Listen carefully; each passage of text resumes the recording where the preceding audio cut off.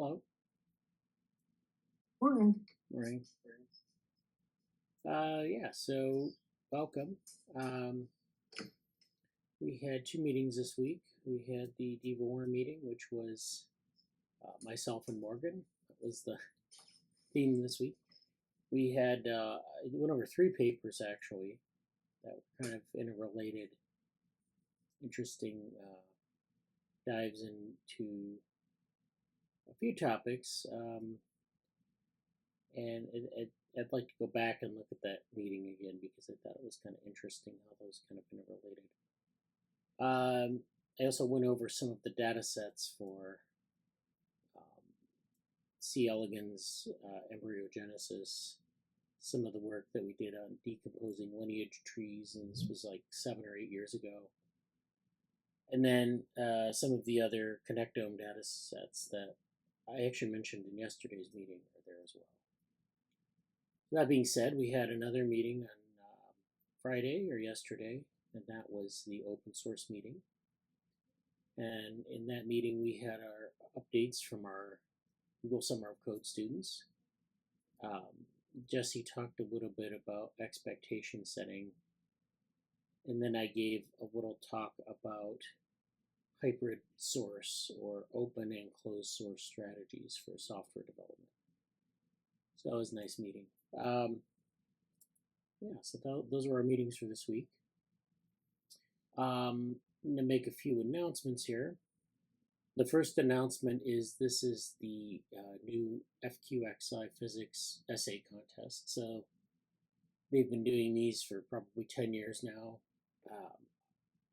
We've participated in a few in the past, and they haven't seemed to have had one in a couple years, but so this is the new one. This is, I don't know if this is really kind of in the wheelhouse of the lab, but this is, the theme for this year is How Quantum is Life. And so I thought it was interesting because it's this interplay between quantum physics and biology. And so, I mean, I don't know, maybe there's something there. People are interested in doing this.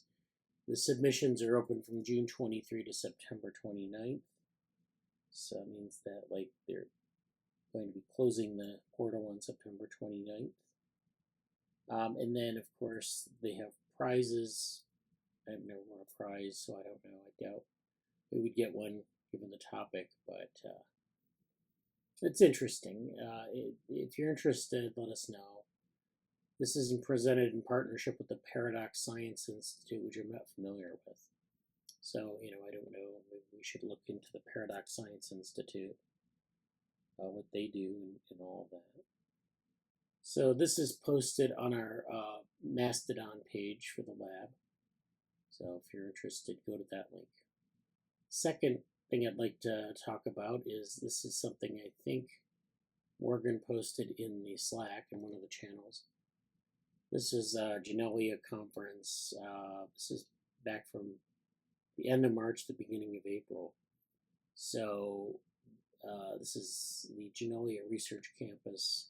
I think it's Genelia Farm where they're meeting and giving these talks.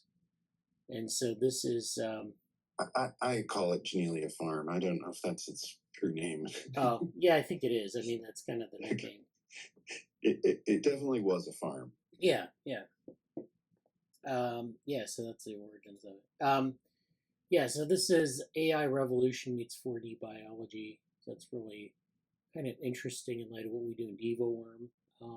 This is the YouTube channel, so you can go to their, I guess, HHMI's Genelia Research Campus site or their page and go to this playlist. And, they have things like deep learning and developmental biology,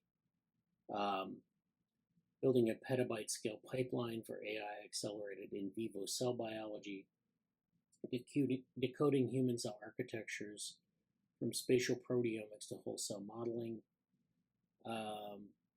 context-aware denoising and semantic unmixing. So they're, interested in a lot of image processing, a lot of big data stuff, or I guess data science. Big data isn't really in vogue anymore. Let's talk understanding the sources of regenerative capacity in animals. really have to go through these videos and look at them as well.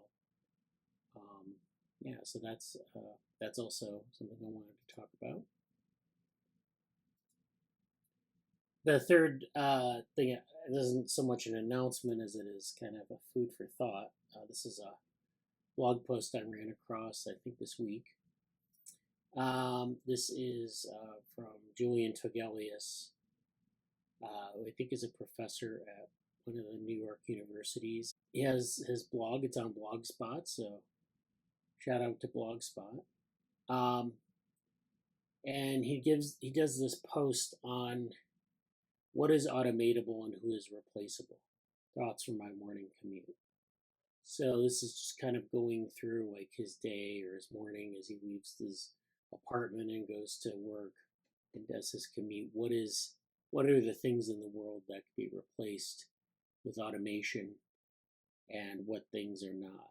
So it's an interesting post. So I'll go through it a little bit. So it's an interesting exercise to think about jobs or tasks within jobs that could in principle be replaced by automation, but for some reason aren't. Often the reason isn't the state of technology. Sometimes it's the state of technology, but not in a way that's obviously related to where technology is progressing today. To see what I mean, come with me on my morning commute to work. So this is his morning commute in New York City from, I guess, Brooklyn to Manhattan. I can't really see it sideways, but on the way out of my building, I say hi to the doorman, just a quick hi if I'm busy, or exchanging a few sentences if I'm not. We, or rather our landlord, could choose not to have a doorman and instead access cards and perhaps cameras of facial recognition. I'm happy we have a doorman.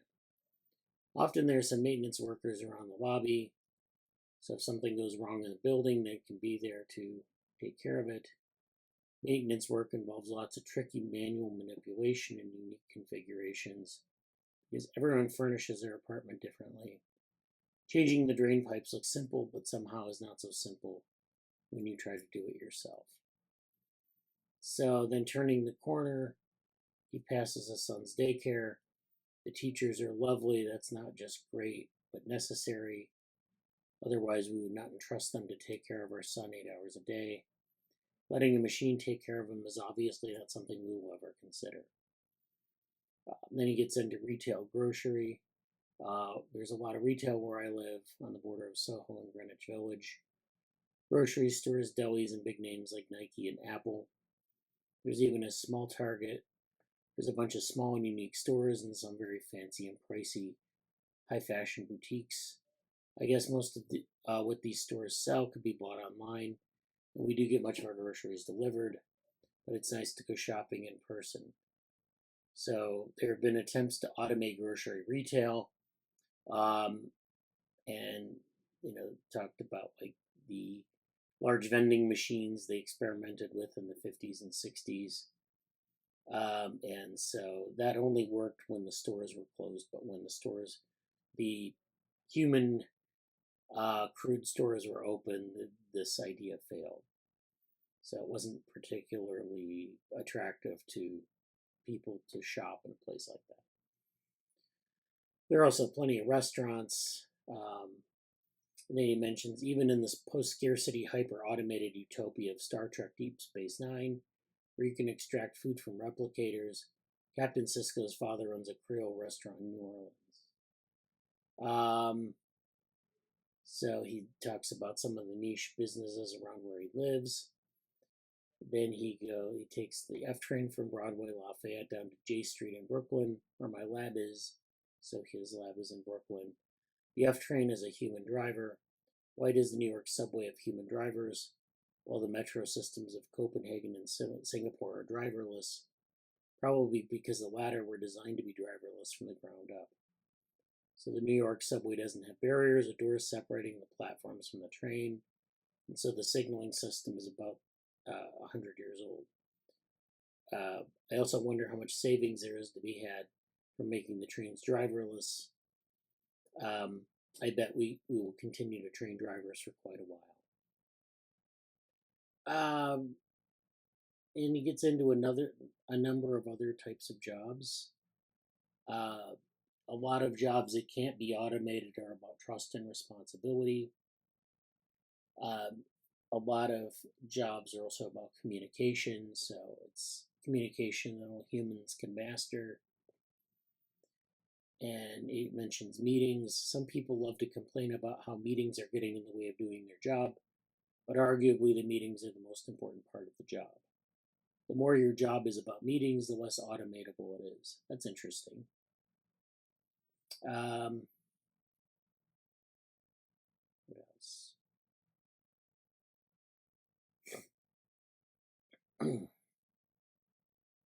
So this is, I always tell those of my PhD students who consider a faculty career that the transition from graduate student to faculty member is rough. A PhD student is mainly concerned with their own research project, whereas even a new assistant professor has what feels like 10 to 20 jobs. Often jobs they are not prepared for, including obscure committees, department politics, and complaining students.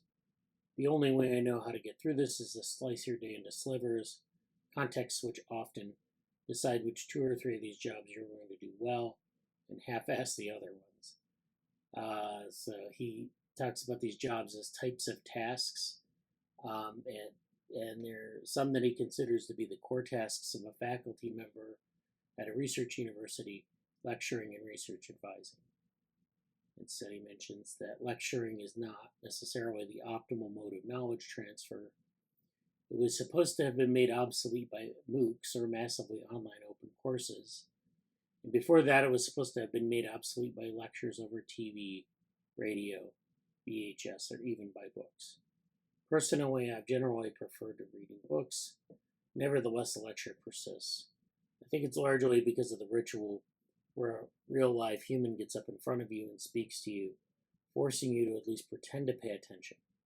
So afterwards, you can say you attended a lecture, and he's written a post about this in the recent past on the death of the lecture, which is maybe another one that's interesting to go through. When it comes to research advising, it's a curious blend of knowing the technology, knowing the literature, knowing the personalities that dominate the research field, feeling where the wind is blowing, seeing patterns, sensing opportunities, having a vision, being reasonable, being unreasonable, and navigating bureaucracy. And this kind of goes through talking about how, could you have an automated or AI advisor? And, maybe, but probably not. Still, the evidence seems unambiguous that having a good and compatible advisor mentor helps you become a better researcher. I have modeled myself on and learned much from my mentors and advisors, and also sometimes intentionally decided to be less like them in some manners. And so, let's see.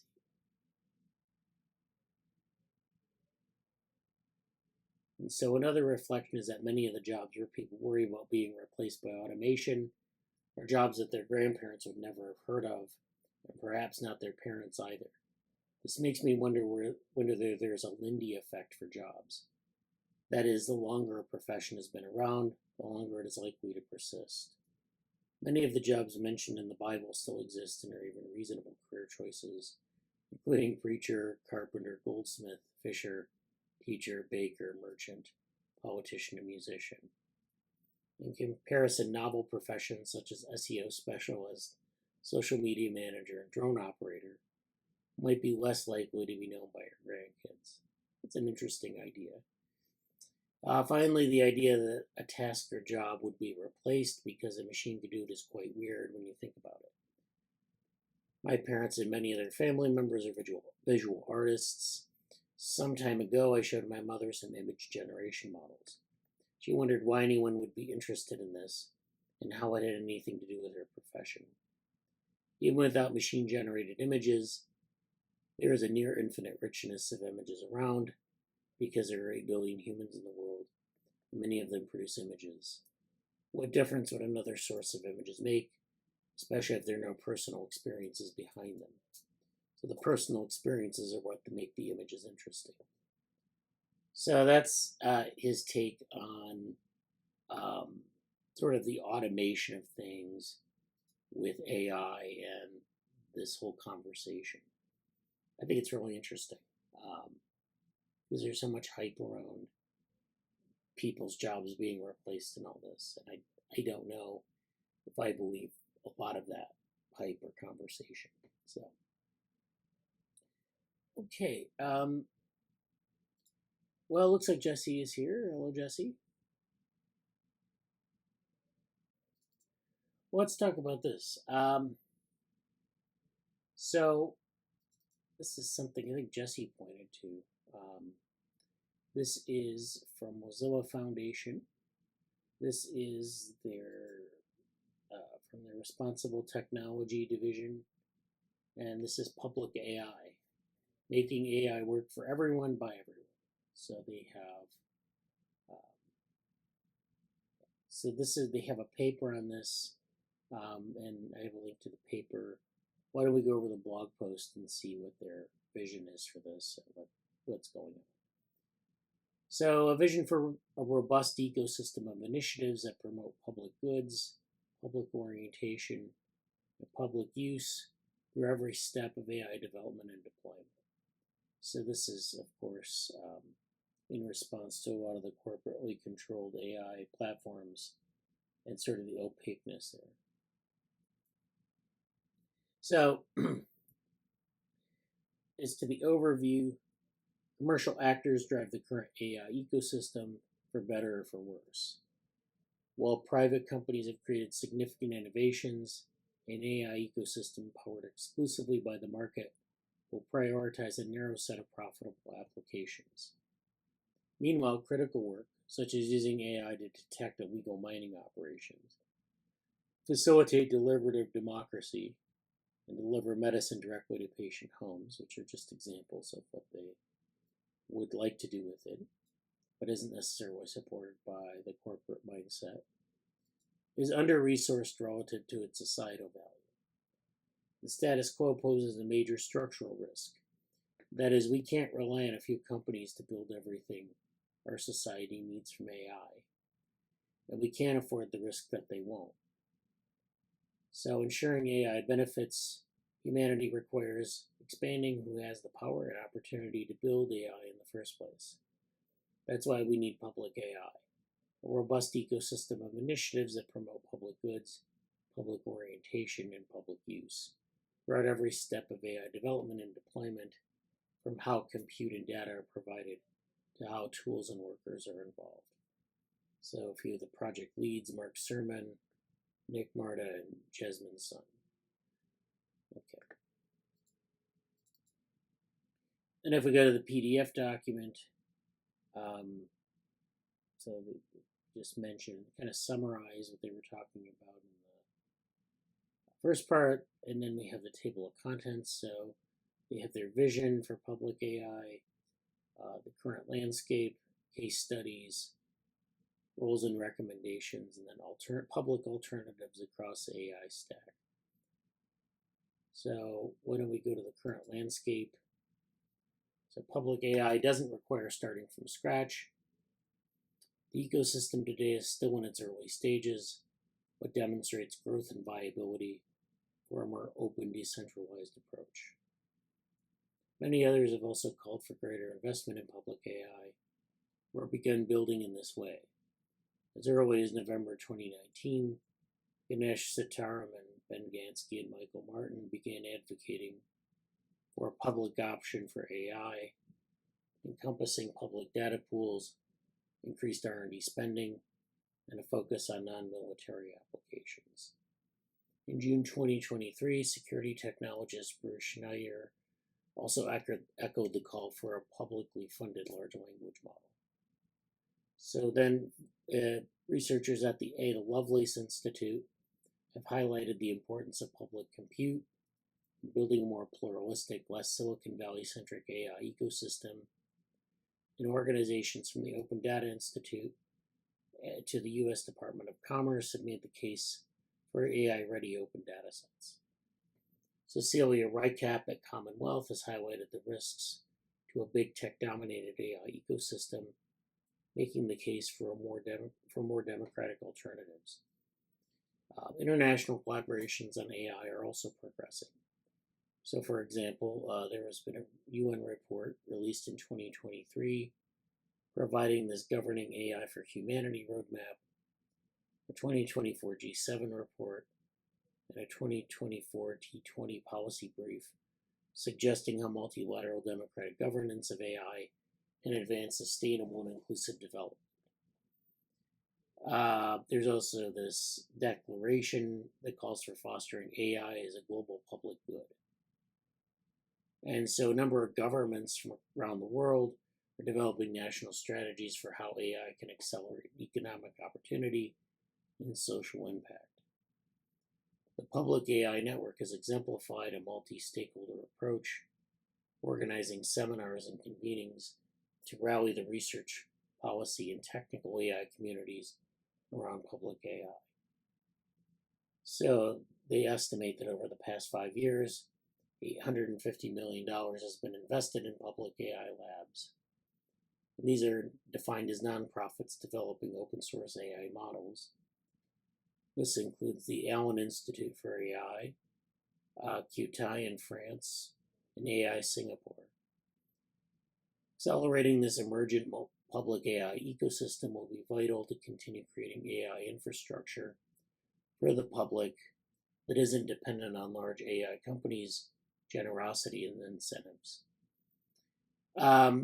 Most of the public AI conversation and activity has been focused on compute and data, but they also need investment in tools and workforce development. Investing in these areas could yield significant returns for the entire ecosystem, especially in ensuring that compute and data are actually used for pro-social applications in practice. So they have this diagram here. These are examples of private and public alternatives across the AI ecosystem. And so we have these different categories: data, compute, models, hosting, modifications, applications, tools, labor, and accountability. We have all these different public AI examples and contrasting that with private AI examples. So you have these different, I guess they're institutes and, organizations. We have Olama, of course, here. We have Hugging Chat. We have PyTorch.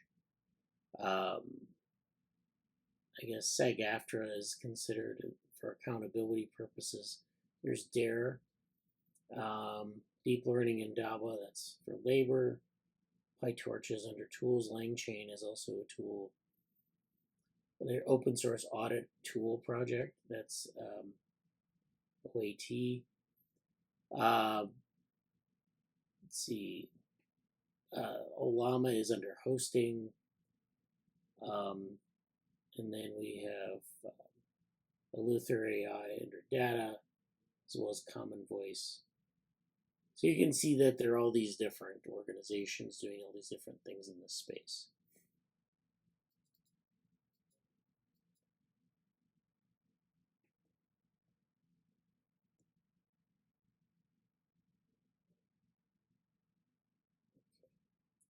Let's see. So they have this technical appendix, public alternatives across the AI stack. This provides a more detailed and technical overview of the progress made towards public alternatives across the AI technology stack. So you have, for example, you have data, where we need tools for pre-training, evaluation, fine-tuning, and preference data. High-quality data is, of course, a bottleneck to specializing AI models. So we get this sort of data provider and labeling industry that's emerged, but we need better, maybe alternatives to that. Data has long been a focus of public interest tech, and recent efforts have increasingly focused on creating AI-ready data sets that are openly downloadable and are licensed. However, these efforts do not yet provide a meaningful counterweight to the large proprietary and unlicensed datasets that many AI models are trained upon. Public entities are also well positioned to open up or organize AI training in certain domains, such as healthcare and weather, where they collect better or different data than private entities. So they give some examples here, both of private and public AI.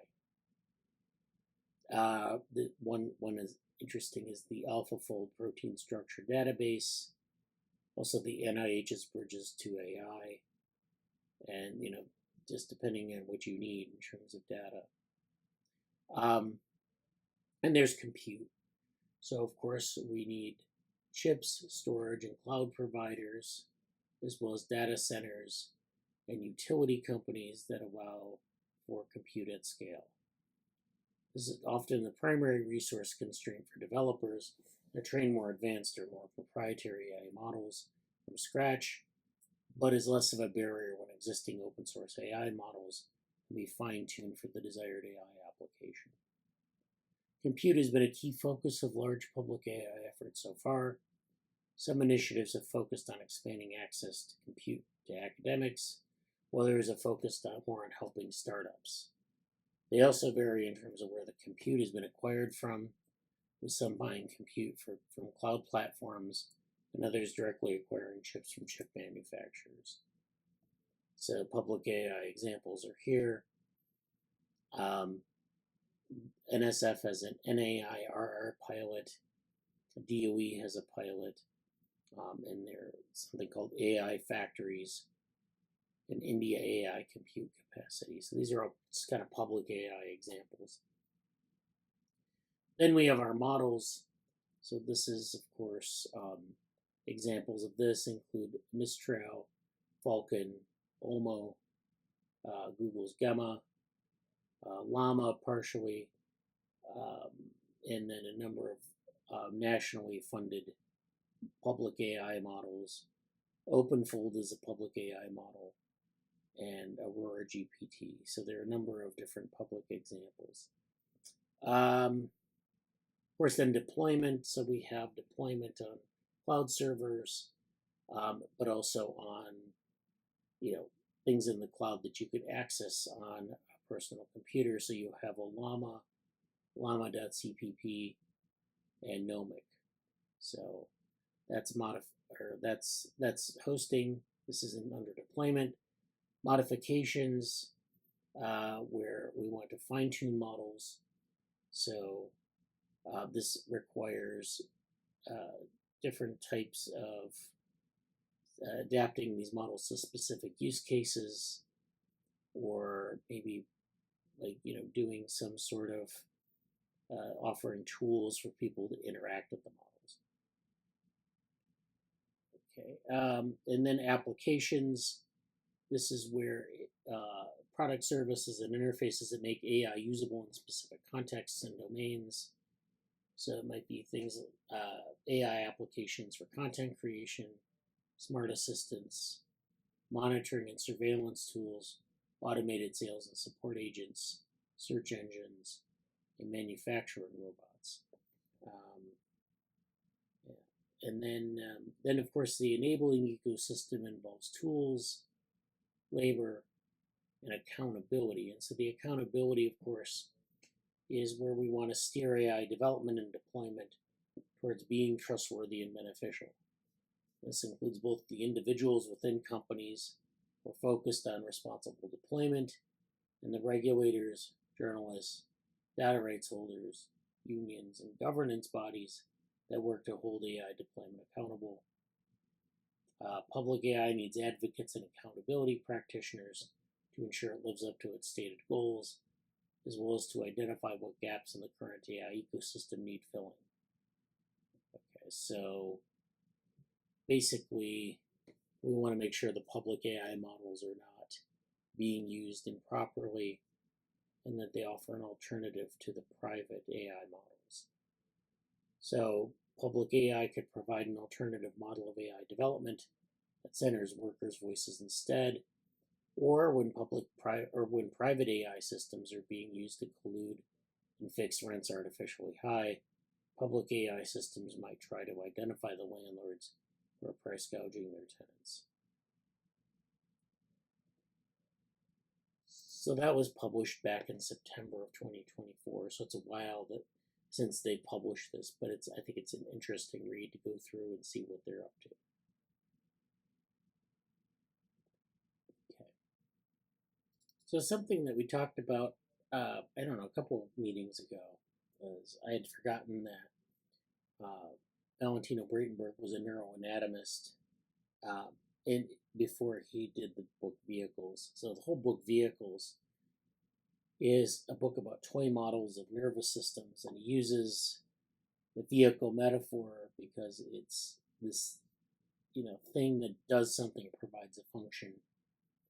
And so, like a vehicle, if you think about a vehicle as like this autonomous thing, it has a brain and it moves and it has different movements towards things in its environment. And so throughout the book Vehicles, Braitenberg talks about these different designs, but critically on the different wirings inside the vehicles, from sensor to effector. So the sensors being the things that take in information from the environment. The effectors are the things that move the vehicle through the environment.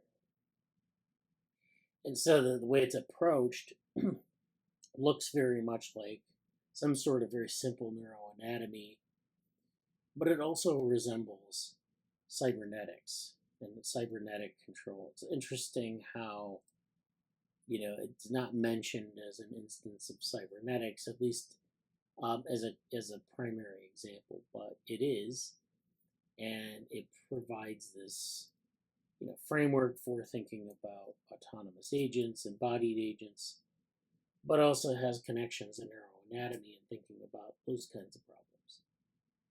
So this is an article from Biological Cybernetics. It's a journal. It's from 2014, and the title is Structural Aspects of Biological Cybernetics, Valentino Braitenberg, Neuroanatomy, and Brain Function. So this is a picture of Valentino Braitenberg, and so they say the best way of introducing Valentino Braitenberg is by quoting one of his distinctive arguments. So the quote is here: when a new science emerges every couple of centuries, those who are privileged enough to witness it from its very beginnings to its full development during the span of their own lifetime can indeed count themselves lucky. My colleagues and I, who became fully fledged after World War II, had precisely this privilege. The science to which I am referring to still has no proper name, but its existence can be testified to by the matter of course, the way in which physicists, biologists, and logicians discuss issues that do not fall into any of the categories of physics, biology, or logic. Their consensus is not so much interdisciplinary, which does not bring much more than admiration from people who don't know much about it, as decided neodisciplinary. What does that mean? Neodisciplinary is something that's based on a new language and terminology that convinces all sides and that is already so well established that it hardly needs to be discussed any further. That's interesting. So it's based on some new language or terminology, and it's so well established that it hardly needs to be discussed any further. So it gives an example here. Some call this new discipline informatics, others information science. It may sometimes be narrowed down to neuroinformatics or technical informatics. So this is, of course, thinking about information science. Informatics kind of grew out of a number of disciplines, like cognitive science and like cybernetics. And you have informatics departments where people come from all different disciplines and they do things like data science and computing and things like that. So but I don't know if I would necessarily connect that with neodisciplinary is the way he defines it. But anyways, then he goes on to say the term cybernetics, which does not meet with universal approval, has nonetheless a good chance of asserting itself in the long run. So this is probably not true because we don't really talk about cybernetics as much as we talk about informatics these days. This is not least due to the fact that the term was coined by its most brilliant founder, the mathematician Robert Wiener. His solid philosophical and philological background is reflected in the fitting name that he gave to this science. The designation cognitive science, which is currently popular, might well one day apply to everything that we still refer to as informatics and cybernetics. Maybe there's some aspects of cognitive science that kind of fold in on those fields. But then again, the plain and rather sloppy term computer science might come up, and at the end of the day might be more appropriate. As a tribute, if you like, to the fact that the whole thing did not get off the ground until large electronic data processors were invented. Yet one thing is for sure, this new area that has arisen between the humanities and natural sciences, while not professing to belong to either discipline, actually succeeds in querying the boundaries of both. Although no one can be universally knowledgeable, there is no longer a wall to prevent us from taking a peek to see what is on the other side. Okay, so this was actually in 1999. So there was some sort of at the beginning of what we might call modern informatics. There was of course, informatics really kind of took off in the 90s, but, we've had 25 years or so since then to sort of get to see that sort of the realistic nature of his predictions. I'm not sure if they all kind of panned out, but okay. But anyways, he goes through kind of how he described the science to which journal was dedicated to and which he was committed to his own research. The books by Wiener and Shannon and Weaver hit him, the prospective brain scientist, like a thunderbolt. So he's talking about the mathematical theory of communication and then Norbert Wiener's introduction to cybernetics, I believe. So these were books that, as a brain scientist, he kind of took inspiration from them. And in fact, I think a lot of early cognitive science was like that, where people were reading these books that were coming out at the time, out of cybernetics, out of that camp, and applying it to brain science and coming up with something new. And then, that's not exactly what cognitive science is, of course. We've talked about the cognitive science hexagon, but a lot of the inspiration for sort of the computational aspect of cognitive science kind of came out of that sort of school of thought. Educated as a psychiatrist and neurologist in Rome up to 1954, Valentino Braitenberg was driven by the wish to understand the neurobiological mechanisms underlying behavior. So again, an organism produces behavior, you want to know what underlies that behavior. It takes you to neuroanatomy, but ultimately it takes you to information processing because you want to know how that information that goes in one end comes out the other end, which is sensor to effector, not digestion. Although, it's interesting because people who study, say, the digestive system, they weren't inspired by these same things. So it's kind of an interesting way that went. He was convinced that the study of brain structure and hence neuroanatomy in conjunction with brain theory is a tool to reach this goal. So this is, of course, thinking about brain theory and brain structure and how those things explain the generation behavior. Research days took him to the neuroanatomists Oscar Vogt and Karl Kleist in Germany, and later to Yale Medical School in New Haven, where he made the acquaintance of the protagonists of cybernetics, Wiener, McCullough, and von Forrester. So he actually met the cybernetics kingpins, I guess, so that was kind of interesting. He had that interaction. So we went back to Italy eventually. He obtained his habilitation in 1963 in the disciplines cybernetics and information theory. and became the director of the Department of Biocybernetics at University of Naples. In 1968, at the suggestion of Werner Reichart, and together with Karl Gotz and Kuno Kirschfeld, he was appointed to be one of the co-founding directors of the Max Planck Institute for Biological Cybernetics in Germany. Other appointments were that of honorary professor at the Faculty of Physics at the University of Tübingen and the Faculty of Biology at the nearby University of Freiburg.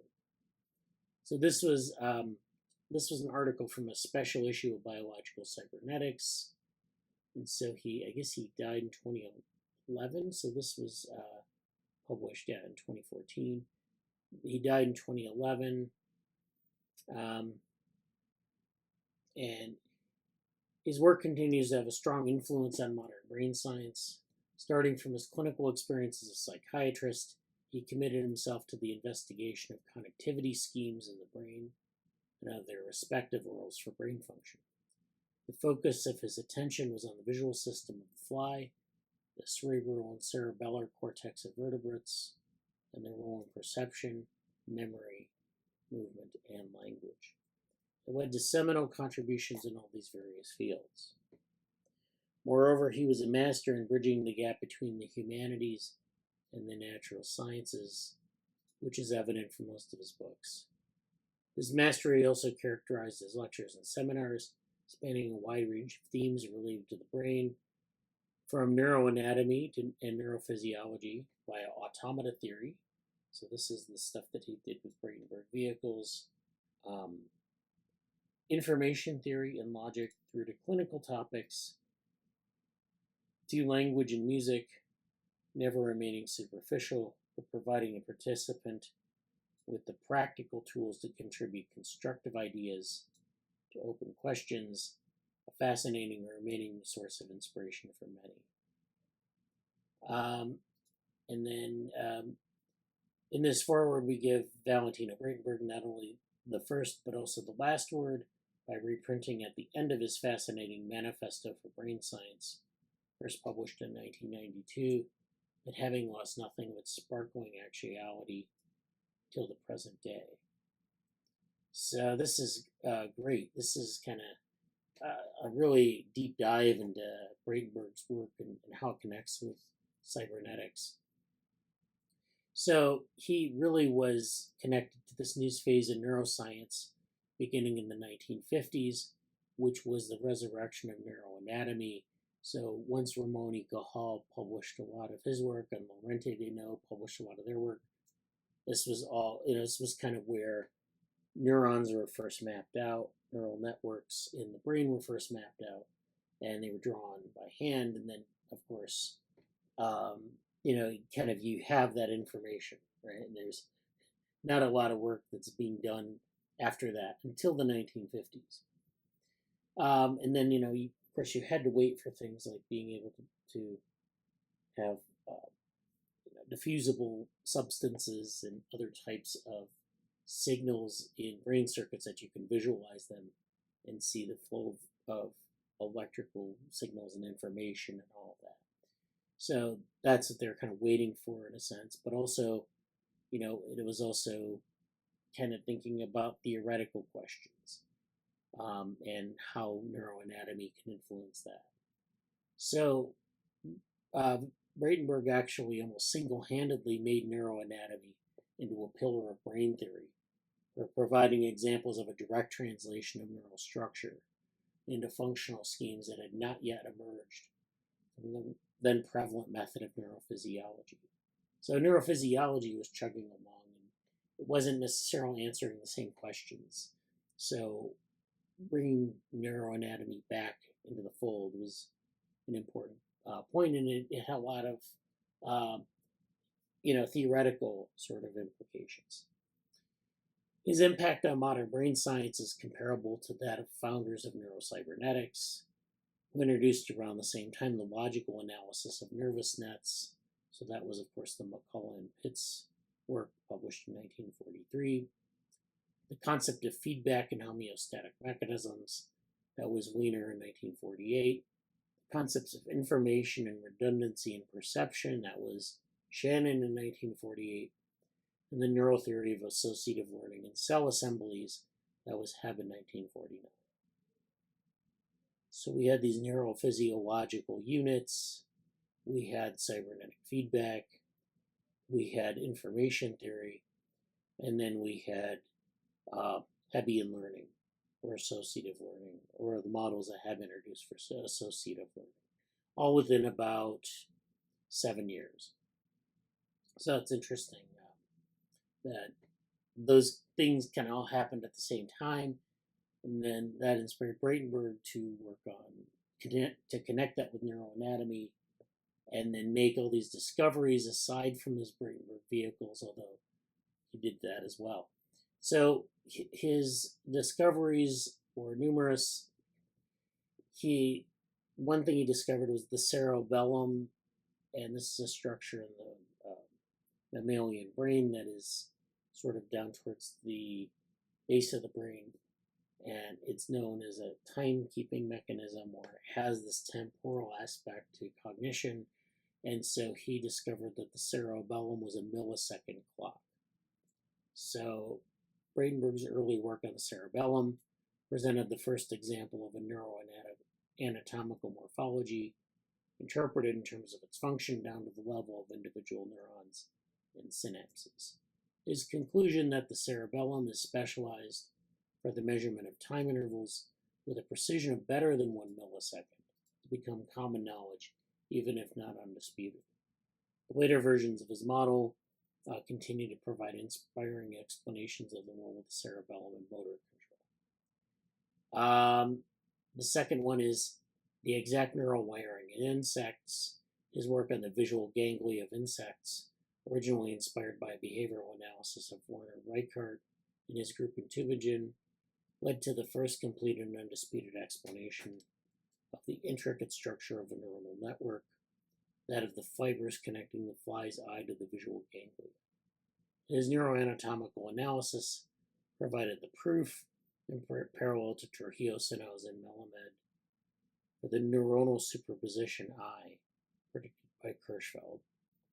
So the principle involves the signs of a precise origin and destination to every fiber of the network, and was shown to hold with unerring precision. So this is where in mammalian brains, usually you have different pathways that can emerge. In insects, you have these precise pathways from cell to cell. You see this in C. elegans as well, with circuits, where you have these precise sort of origins and destinations for every connection or every fiber in a network. So this is interesting. Apart from its importance for visual physiology, the finding was of great importance for developmental neurobiology, as it showed the precision to which genetically pre-programmed networks could be expressed and ultimately implemented. So in development, you have the brain gets laid out in a certain way, and it's always kind of very similar between organisms. And then, say, you'd have to ask, well, why does that happen? Is this just chemical signaling, or is there a genetic component? So they kind of work that out in that area of work. The cerebral cortex is an associative memory. So this is where Braitenberg looked at the structure and function of the cerebral cortex. And he has this book, Anatomy of the Cortex, which summarizes the results of many years of painstaking experimental work.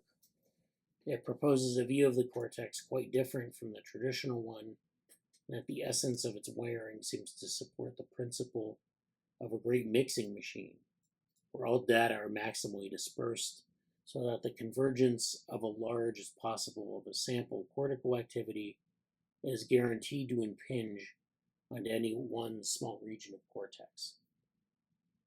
So this is kind of like maybe, in a lot of ways, maybe the precursors to connectionism, because it shows in that kind of model of cortex, you have this network, and it's sort of an all-to-all network, and you can basically take, signals from large areas of the cerebral cortex and focus it down to one small area because it mixes everything up, and it basically churns data everywhere in the structure, and it maximally disperses data so it can converge in different areas. So it's really an interesting concept. I think it's interesting in light, of course, what would become neural networks and connectionism. So, yeah, we should put a kind of a pin in that and think about it a little bit. The high degree of divergence and convergence, together with the finding that most synapses in the cortex are weak, excitatory, and modifiable, strongly endorse the idea that the cortex specializes in embodying memories in the form of cell assemblies, and that goes back to Hebb. Meanwhile, there is a remarkable convergence and hence reciprocal confirmation between the anatomical findings of Braitenberg and his associates and the physiological results of various groups around the world. And so then he made a number of other contributions to related fields, such as motor control, visual physiology, information, perception, language, logic and philosophy, behavior and artificial intelligence. So all of those areas were kind of his contributions. Some of the contributions came in the form of the book Vehicles, and this is described as an unconventional yet highly effective introduction to the problems of artificial intelligence.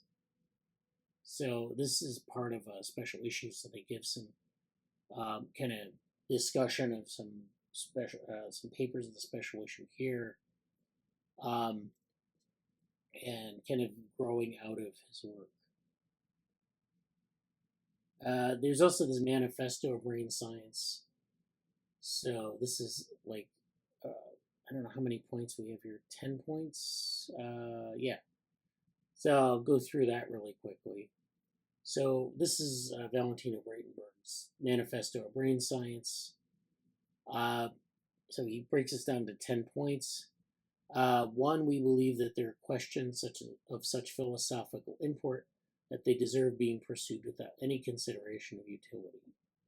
One of them refers to the nature of thought processes, or more generally of complex behavior. So he was thinking about the complexity of thought and cognition during his career. Number two, we are convinced that ultimately a satisfactory explanation of thought and behavior will be given in a language akin to that of physics in mathematical terms. So he was a strong believer in mathematizing behavior and, of course, thinking and cognition. Number three, the physics of living organisms with its specialized branches of physiology and biochemistry will be undoubtedly the basis for such an explanation, but it will not be sufficient by itself as a theory of behavior. In fact, when boiled down to physical fundamentals, a mouse or even a worm is not very different from man. We are ultimately interested in thought and behavior of people, not of worms. So this kind of talks about this. I don't know when this came with respect to C. elegans being established as a model organism, but definitely thinking about C. elegans and how that relates to human cognition, human neurophysiology. And then four, the difference in behavior in different species reflect different ways of coping with the environment or the distinct niches of the environment. These different behaviors have their material counterpart in different brains. Therefore, the peculiar nature of any animal brain cannot be explained from their physical components alone. The explanation necessarily involves causes residing outside the animal, information deriving from the environment. So this is an information-based explanation, but also an environmental-based explanation. Number five, concepts such as Shannonian information, which is, of course, Claude Shannon's information theory, which became the standard definition of information, but is by no means the only definition of information, even mathematically speaking. Coding, computation are outside of physics, even if the formulas look like physics. Indeed, Shannon's information is very analogous to thermodynamics and the formulations provided by Boltzmann, but they're outside of physics somehow. I guess it's because it's about information as a structure, and it doesn't really describe entropy, even though sometimes people describe it as information entropy. But anyways, but his point here is that they are central to brain science. So you think about like Shannon information and coding. There are a lot of coding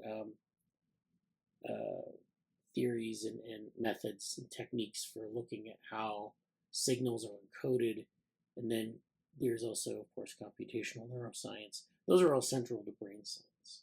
Those are kind of at least central to early, like maybe mid-century brain science and thinking about how information processing occurs. And then, of course, this is linked to electronics and computer science. This is the basis for a lively discourse between certain branches of engineering and brain science. I think that's kind of the whole basis of, where we came from with neural networks. So, there were, of course, in early cognitive science, in that cognitive science hexagon, we have computer science. Sometimes people put electrical engineering in there. And then, of course, we put psychology and maybe sometimes neuroanatomy, although it's largely a dialogue between psychology and computer science. But it's interesting how he kind of brings up some of these points that aren't in the cognitive science hexagon. Another common aspect is that both deal with functions directed to a goal, which physics does not. So he makes that distinction about teleology, where you have functions, goal-directed functions, that are distinct from physics. So putting that together, we're talking about Shannon information. We're talking about how it's not physics, but it's central to understanding how the brain processes information. And then that there's this goal-directedness that makes it kind of separate from physics. And that kind of is put together theoretically to describe neural information processing. Number 6, our object being the discovery of computer-like operations in brains. So he's definitely a neurocomputationist. And we talked about that a while back with our discussions about, is the brain a computer? And we have those videos up on our YouTube channel, and it was a really interesting conversation. I never thought to bring Valentino Braitenberg into the mix, but anyways, he had some thoughts on this. And his thoughts were that this is something we should pursue.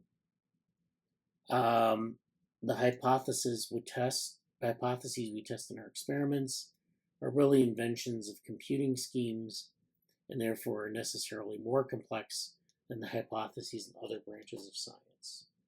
Thus, we are inventors of computing devices, much as our colleagues in artificial intelligence are, and we can learn from them as much as they can learn from us.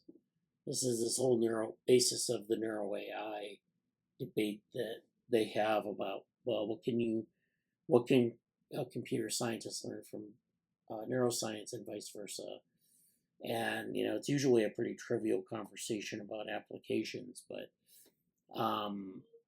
this is something that we can think about theoretically as well. Number 7, computation in brains is a fine-grained operation requiring a spatial resolution of about 1 to 10 micrometers. So this is where thinking about, like, if brains are doing computing, they're doing this at a very small scale, much like computers do, where, you have logic gates that are very small. And in fact, in modern, as we get smaller and smaller chips, as logic gates get tinier and tinier. And so we're dealing with spatial resolution of about 1 to 10 micrometers. So that's pretty small. The functional elements are fibers and neurons, and in most cases, many neurons are involved in significant functional patterns. This requires special techniques of observation, which are being developed: multiple electron recording, optical recording by means of voltage-sensitive dyes.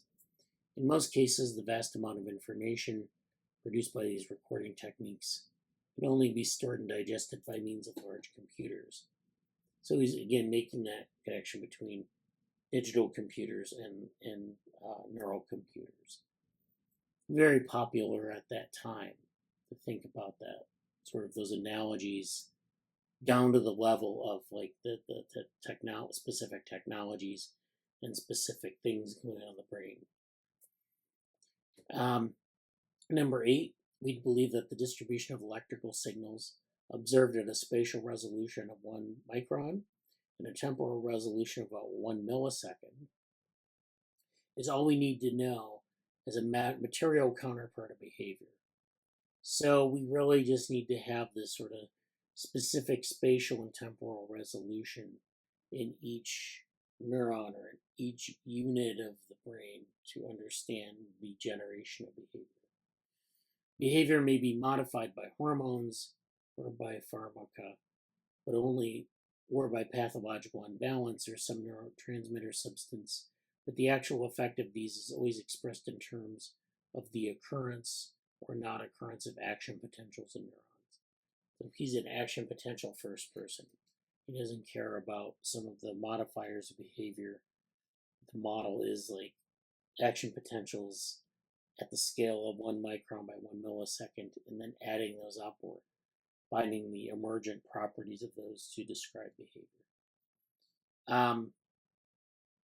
A more fine-grained analysis, say at the molecular level, is relevant for the understanding of the individual cell, but probably unnecessary for understanding of behavior, or may even obscure the picture there.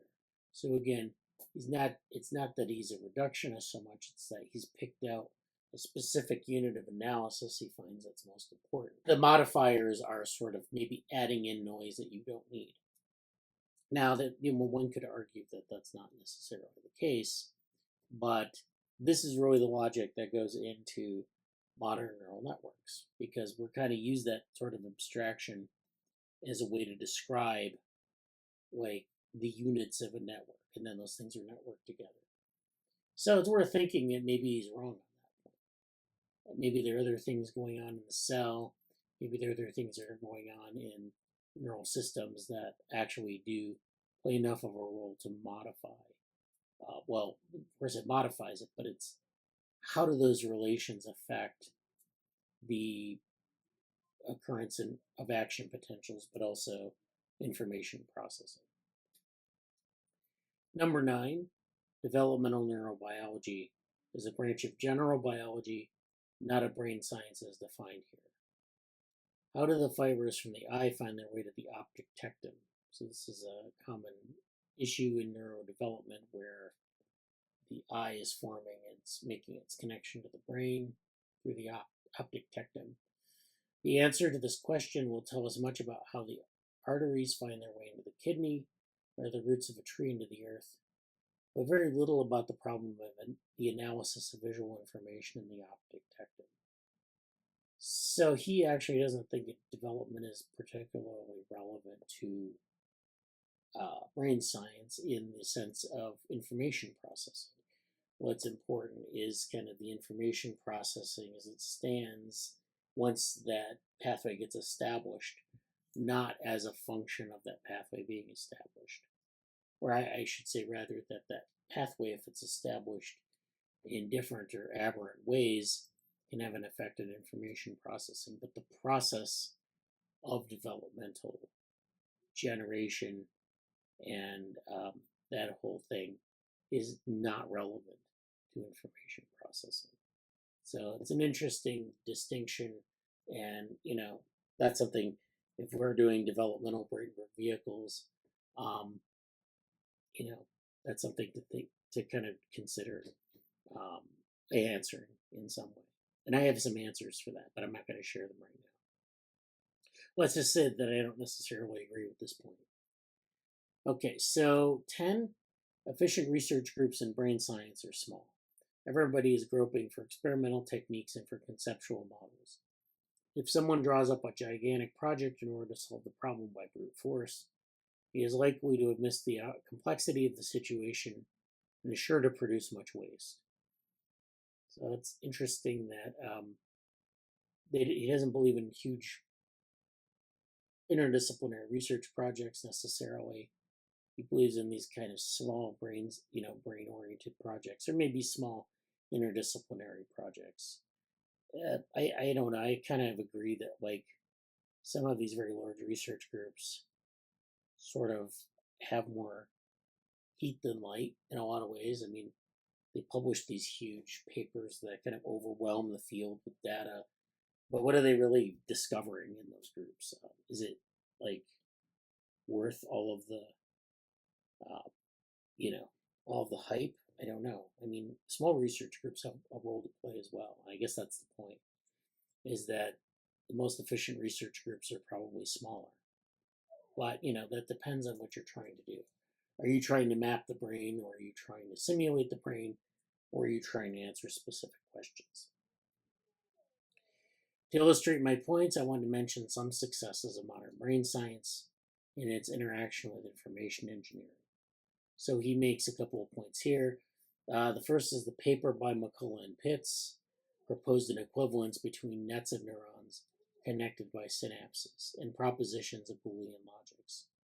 The terminology and the diagrams of this paper were immediately taken over by the designers of calculating machines such as John von Neumann, and the basic ideas became the starting point for more than one theoretical development.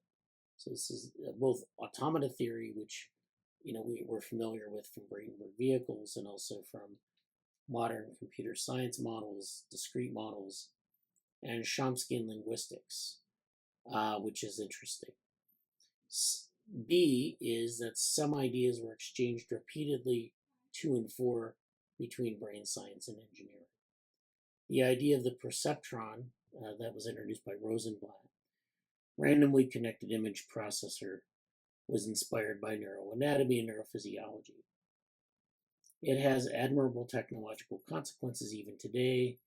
And this is a paper by Terry Sejnowski in 1987. It received criticism on theoretical grounds by Minsky and Selfridge, who thought that a machine equipped with preset form detectors, which is the pandemonium network that was proposed back then, would be much more efficient. So this is an interesting piece of work, the pandemonium machine.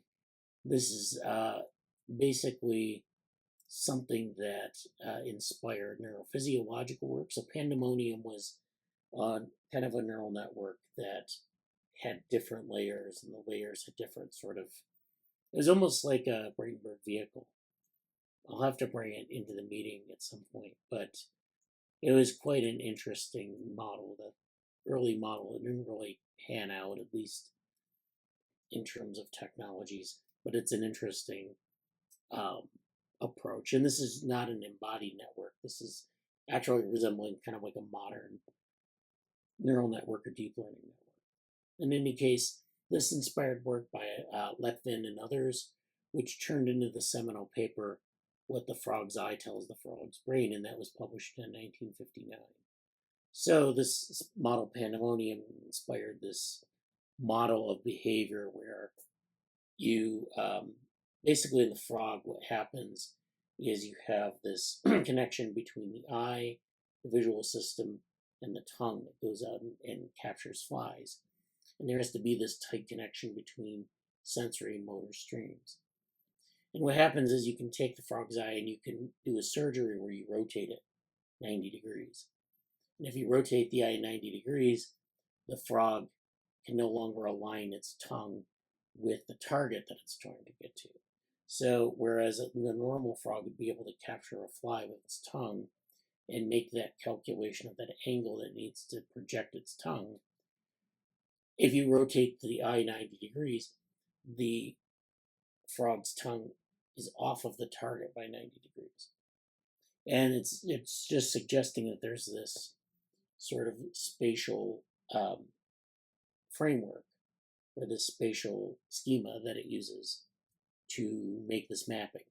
And then if you modify the anatomy, you also modify the behavior by offsetting that schema by 90 degrees. So it's really interesting. That's a famous paper. It's interesting work. Parallel to it, in the same intellectual environment, work on the cat and monkey visual cortex in the hands of Hubel and Liesel produced splendid Nobel Prize-winning results. The Hubel and Wiesel feature detectors in turn gave engineers ideas, which produced several efficient image processing devices. So this is theory informing technology, theory informing experiments. C, filter theory, auto and cross correlation, generalized Fourier analysis. These are all theoretical concepts developed in electronics. Reichardt describes the results of his and Hassenstein's experiments on optomotor reactions in insects in terms of basically what was signal processing. So having, all of these tools available to use not only as mathematical tools but metaphors was important for some of these advances in neuroscience. This is the first model of an animal behavior which made detailed predictions on the neurological wiring underlying the behavior, and the predictions were in part confirmed anatomically. The technological fallout was a patent for a device designed to measure the direction and velocity of a moving panorama. And then D, associative memory was postulated by psychologists such as Hough. Well, he wrote the initial paper on it, and then people elaborated on it later, as a principle underlying cognition and behavior. This idea turned into a variety of mathematical models, one of which, the neural net of the Hough field kind, is hailed now as the cornerstone of a new age of computing technology.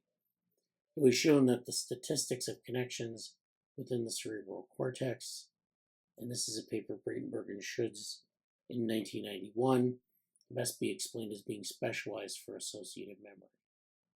So there's a statistical study that they did within cerebral cortex and kind of getting this connection to being sort of evolved for associative memory and showing the evidence for that.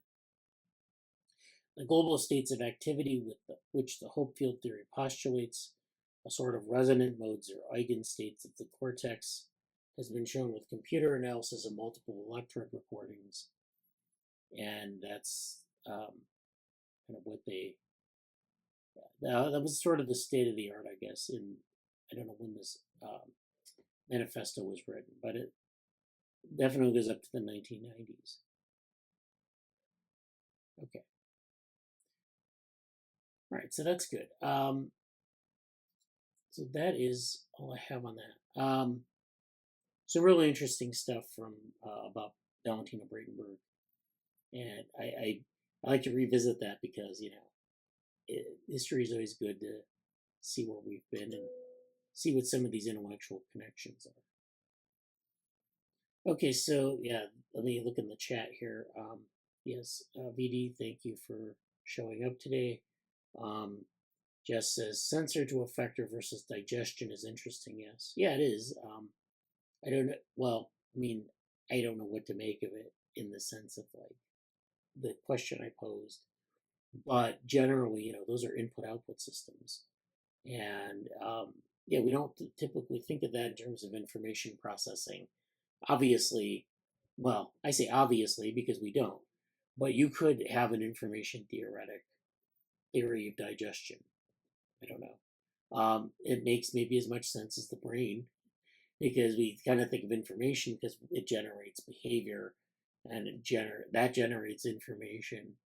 So we think about it in terms of information theory, but we could just as easily just think about the brain in terms of physiology and be fine, I guess.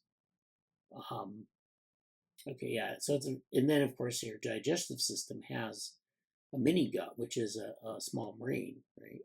So there's information processing there. Anyways, and then Jayadratha, sorry for joining late. I was not aware of the meeting link. Okay, well, thank you. Yeah, please come into the meetings anytime. This is a nice meeting.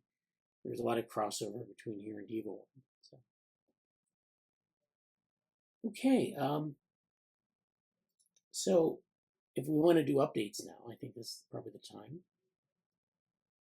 So I know Jesse and Morgan had updates they wanted to.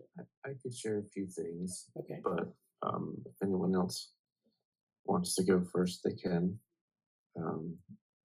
Otherwise, I'll just start. I don't have any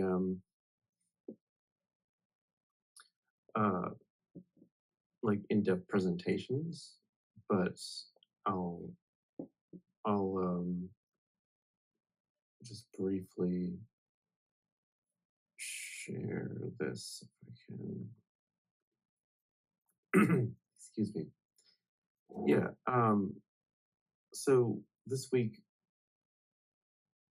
I attended these 3 events basically, and they're all, the common theme is like ekkolapto, but also Addie was in town, and Luca Del Deo was this. I actually wish I had more time here on Thursday because for this one, you can see the QRI folks are there. I really enjoyed Monica Sanford's talk too, which I loosely mentioned yesterday in terms of sort of Buddhist pedagogy and communities and teaching and development. And there's a lot of very interesting things here. And sort of this applied space of um,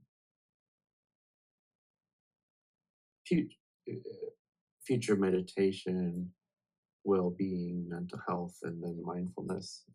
What is the slate? Many things. One sort of minor thing that I took away from the event was how much in the current term mindfulness is being seen as the way to talk about some things, particularly here in the United States, because yoga sort of has a more. If you tell people if you tell people in like public spaces that for high school things, oh, we're doing yoga, that has a little too much of a religious connotation. So mindfulness can be a way of getting at what that is and sort of the practices.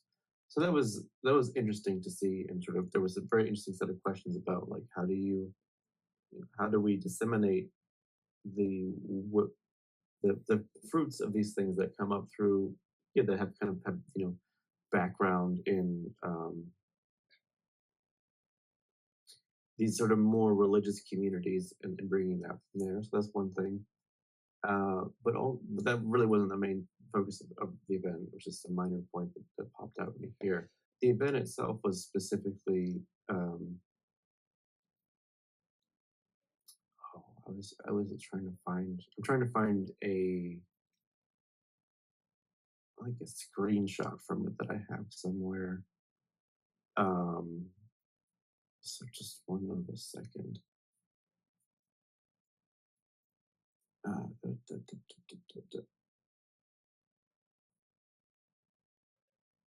Yeah, I can't seem to find it, so I'll just try to. I might come back to it later, actually.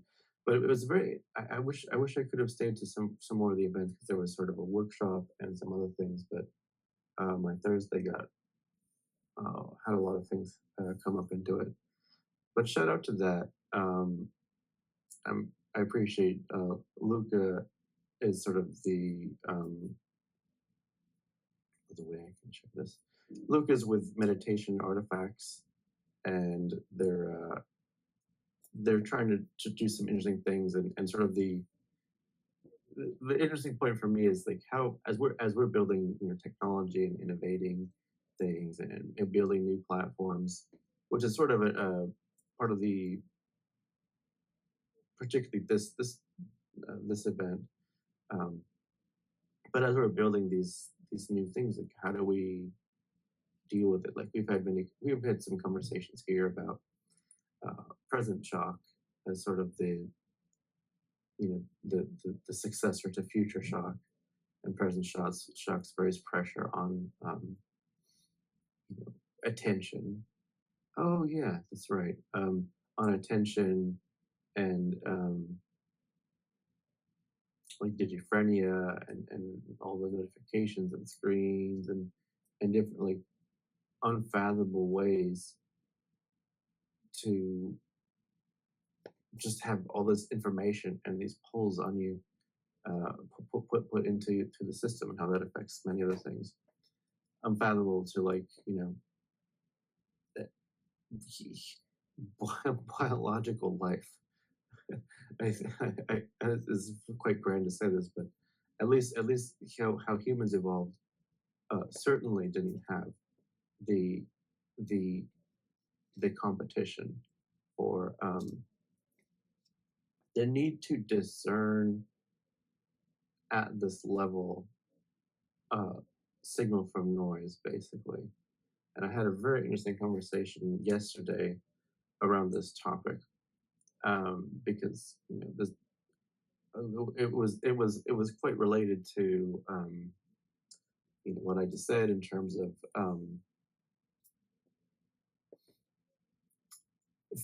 present shock, basically, and the demands on attention. And there's the famous quote, I forget by who it's by, but it basically relating as we have more and more information, the thing that information consumes or not consumes but takes away from is attention. So this sort of, we have more information, less attention, less things, less our ability to focus on all of it diminishes. So more information available, less attention to give to all the information, the allocation of it changes. And I was having this conversation and discussion yesterday with a colleague, and one thing that came up in the conversation that I'm actually quite interested in exploring more is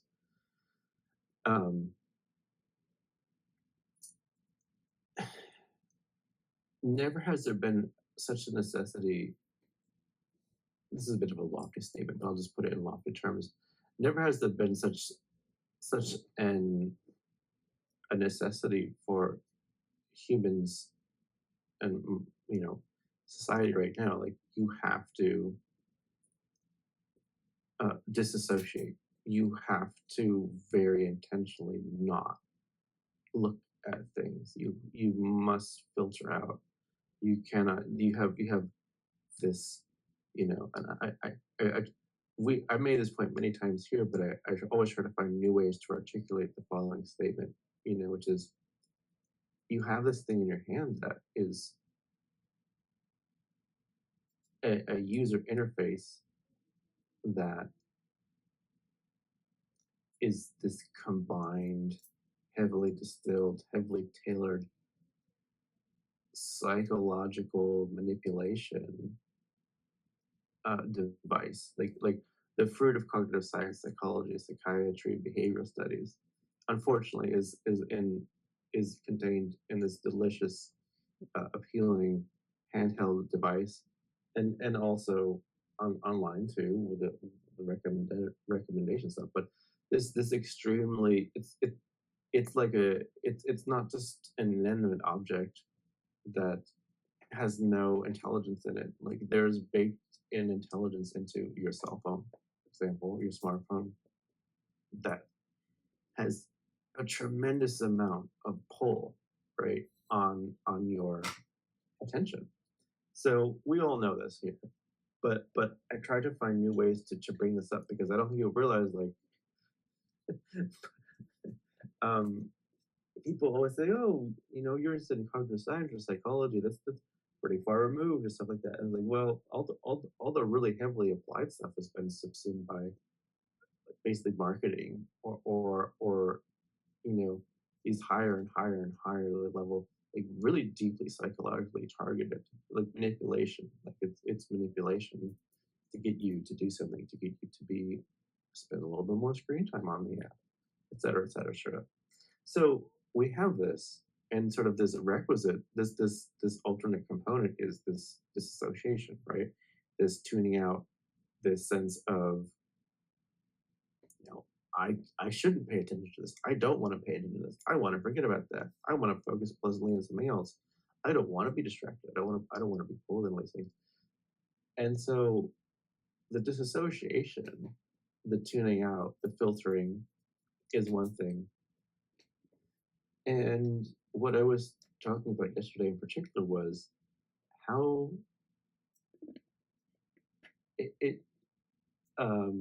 I use a term which I'm not quite happy for. I'm not settled with, but I think it was more of a provocative term than or a phrase that came up um, than something I'm finalized on. But it was sort of like this necessity of microdosing on apathy, in the sense that it's a small quantity, or like, you know, the little bit of the poison that acts as a cure, where you just don't care about stuff. And there's a fine line between getting rest, between tuning out, between not caring. Because I think, you know, I'm particularly, I don't want to say anti-apathy, but I think there's tremendous amount of pressure in the world to be apathetic about things anyway. So where am I going with this is that the conclusion of the conversation was realizing, so you have, like, there's a legitimate need now in a way that has never perhaps existed before to this degree of, you have to psychologically press you have to have some control and an ability to filter or tune off or tune out. And that's great, but uh, how do you come back from that? I used another analogy of like if you're exploring a cave, or like there's a big storm coming and you happen to be in the woods or walking by a cave, or, you know, some sort of an unknown, unexplored structure that you're not that familiar with, and to not get blown away, you seek refuge inside the cave, right? You go inside here, and it's like you can go in there and you get lost. Even if the storm's very intense, like you might need to go inside, and, you know, maybe the ideal thing to do is to bring some rope or tether or some other, you know, market trail, breadcrumbs, or so on, so that way you can come back out when the storm passes. And I feel like what we kind of got at in the discussion was this: the storm is sort of analogous to, you know, the present shock pressures, and the cave is analogous to, you know, seeking some kind of disassociation. But it's like the process of going back, or renewing your attention, is very, you know, interesting. And it's like, how do you have these landmarks? How do you come back to being fully involved, and what to pursue? So it's sort of this juggling of meaning, this juggling of direction, both metaphorically and kind of literally. Like, how do you go? Where do you do it? And I think this is a very long-winded way of trying to get at like a rough draft pass of it. But I think there's very much something here to this process of having to seek the shelter from this storm of all the things going on, or society or news, politics, whatever you want to say, at different levels. But then also acknowledging the need to seek some kind of shelter or defense. But then when it's safe or tenable to do so, not just being in this cave of, you know, darkness and complete disassociation. And I think, I know this is a bit grand and lofty, perhaps, like a very, very sort of macro societal technological discussion and scale thing here. But I think it's relevant in the sense that there's a lot of pressure to do so, and a lot of incentivization of, oh, we're all going to disassociate, and things are going to happen, and sort of like path of least resistance about certain things, and whether or not those paths are correct, um, or the way things go is maybe less. That's also important to essentially demarcate the means for choosing other things. Um, so I'll leave that as sort of a nice philosophical piece, I guess, to pick up on later. The other two events I wanted to mention this week were this is at AugLab, Augmentation Lab. I attended this one directly for most of the whole main event with William Hahn, who's at FAU Perception Condition Robotics Laboratory. he came to town with Addie of ekkolapto. It was an interesting thing. I actually don't feel, even though I was there, I don't know how to best um, recap it. It was kind of just a large, wide-ranging set of discussions. It's quite nebulous. It was like one of our big freestyle sessions. They discussed some common things about language and synesthesia and the classic ekkolapto topics. William Hahn also talks about like info hazards and a lot of the, not just in the case of what I was just saying, like, oh, like you have to disassociate. Hahn talks somewhat about almost like spyware or malware that gets into your mind and sort of creates these um, hyperorganisms was for broader things, but like I forgot what they were called, but sort of things that help perpetuate certain thoughts or mental structures that give way to things. I don't. I feel not totally able to. Let's do this. Do that. I don't have a great recap for this, just because now that when I think about this right now, I was like, wow, we really covered a lot of ground, but it's a very nice discussion. OgLab is Addie's involved in OgLab too, and I'm not going to be able to share this very well. It's going to block me right here. Here we go. OgLab is a very cool transdisciplinary philosopher builders. They have a residency. I think that was, yeah. They're a very interesting set of people here. They're also involved in this hacker house or at least the event was held at a sort of hacker house. I think it's called Harvard Street Commons now. It used to be like Sea House or something like that. And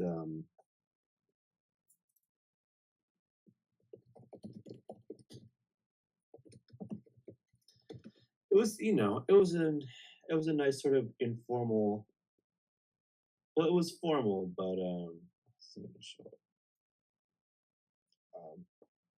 it was just a nice free frame discussion. It was hosted by Denya of the Harvard of the at OgLab, and I think that's Denya here actually on the left. And just a cool scene of people trying to do and build stuff, and a lot of innovation there. Dunya is with just to show this.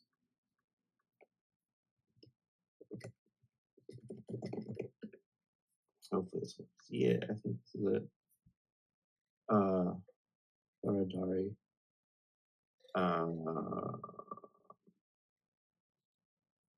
Yeah, here we go. Yeah, Dunya's really cool. She's with the MIT Media Lab. I think she's with Patty May's group. Yeah, Fluid Interfaces.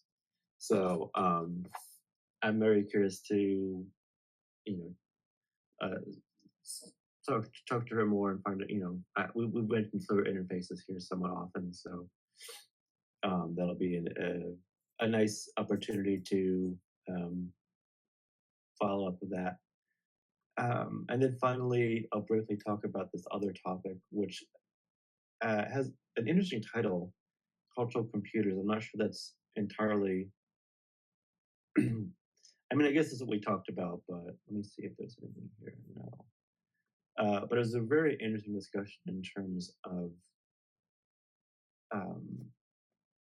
how ideas develop, niche versus mainstream, culture. Rana G is making, I think he's making I guess sort of like a dating app right now, but he's much more interested in creating these new substrates for people to connect and do things, and recognizing how our current social media will eventually change, and there's sort of a greater opportunity to connect with people as the boundaries for interaction decrease in opportunities to engage and have new and unique spaces where people of who want to pursue different things can have like very, very, very niche collected um, like discussions, but then the barrier of going into that niche collective discussion and going back out to the typical mainstream of the rest, like other broader community, the movement between those things, as at least as far as to talk about, we talked about a few days ago, the movement between those spaces may change, like the ability to translate between very niche topics and other communities or the languages may change. Now, I think an interesting way to think about that is also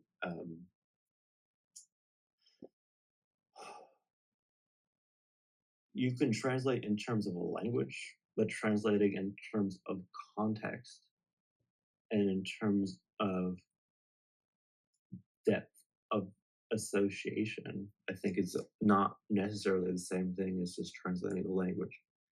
And I mentioned a long time ago, I think I may be able to pull this up quickly.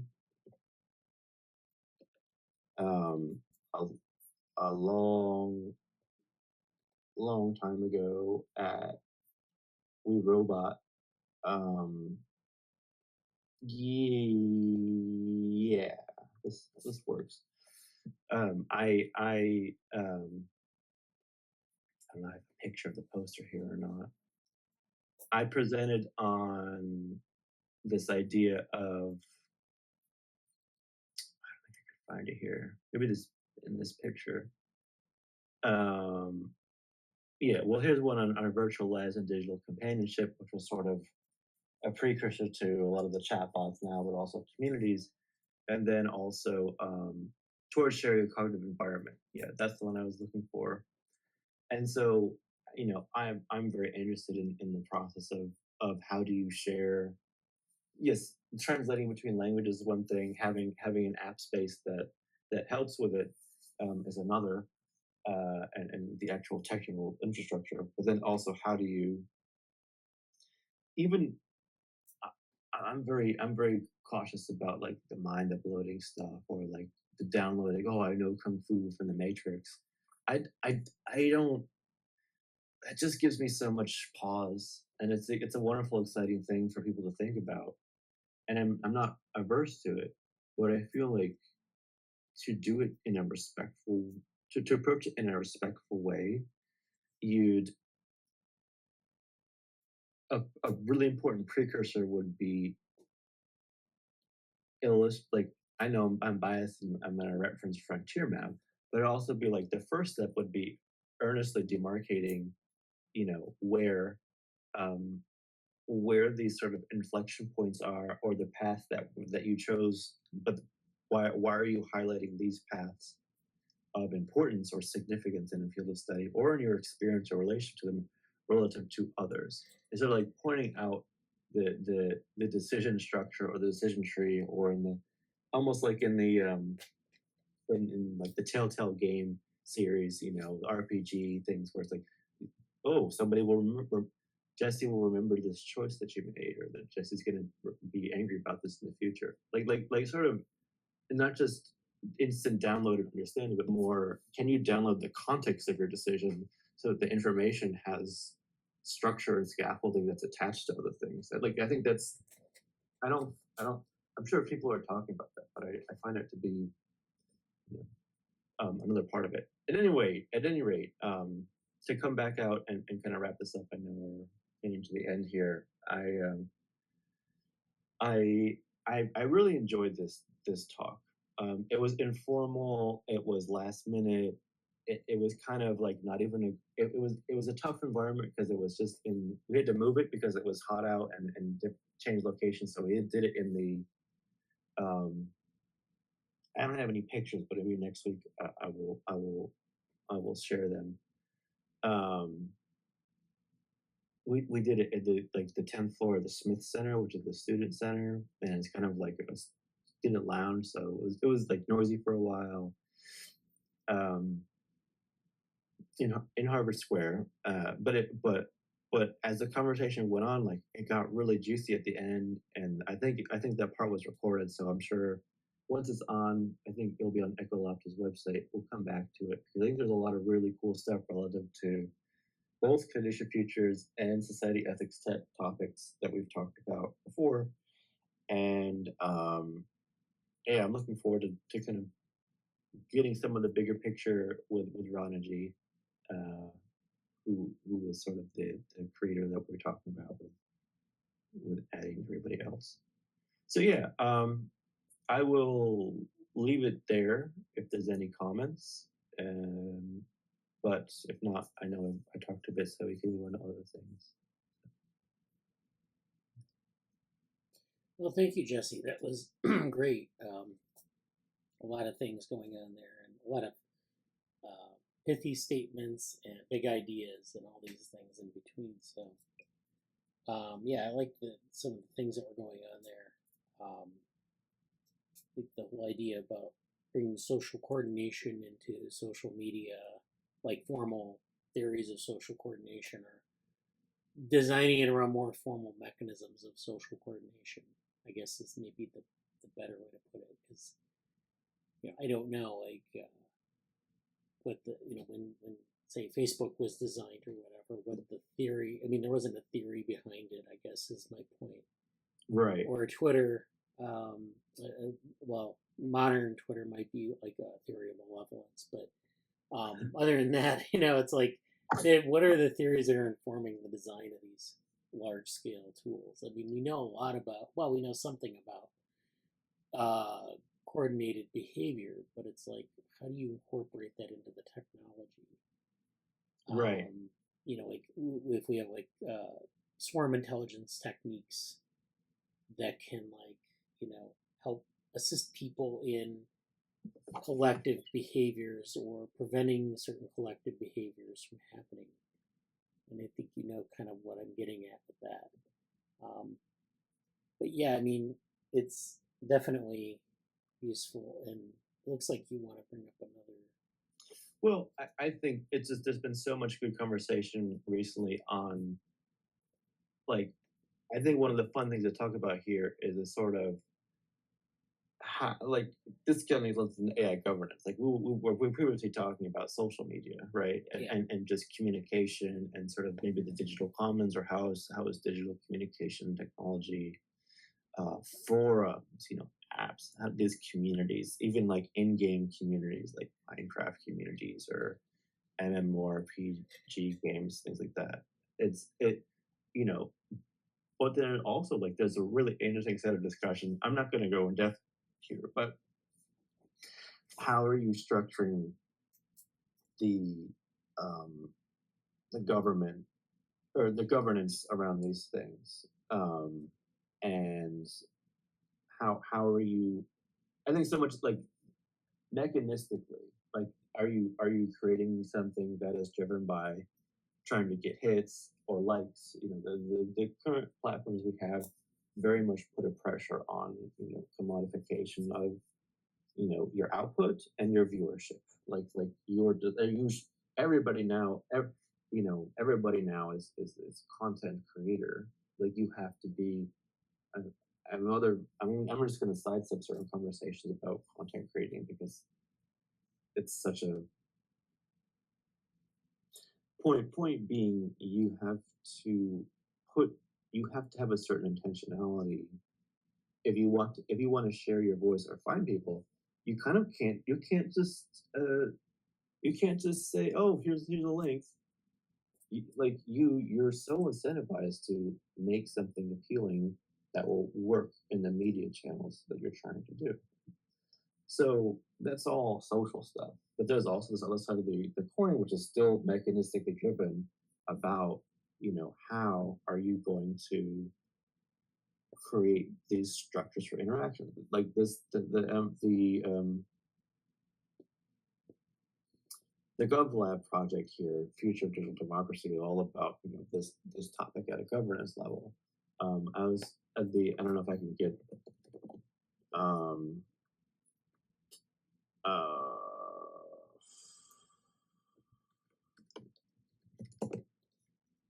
I mean, this is this is a super quick reference to what we did before, but the Habermas machine is another process of like consensus finding and can AI help humans find common grounds in democratic deliberation? Like I think this is very much a question of what that's I I don't know if this is where you're going with this or not, and then I'll return it directly to you, and you can say, but like you know, I think I think it's such an interesting theoretical discussion, but I'm even more like I'm really interested, and I really want to do the work in the spaces of how are people attempting to build out these things, because I feel like we're in such a space of potential and ideas, and oh yeah, AI and GPT can just do it, blah, blah, blah.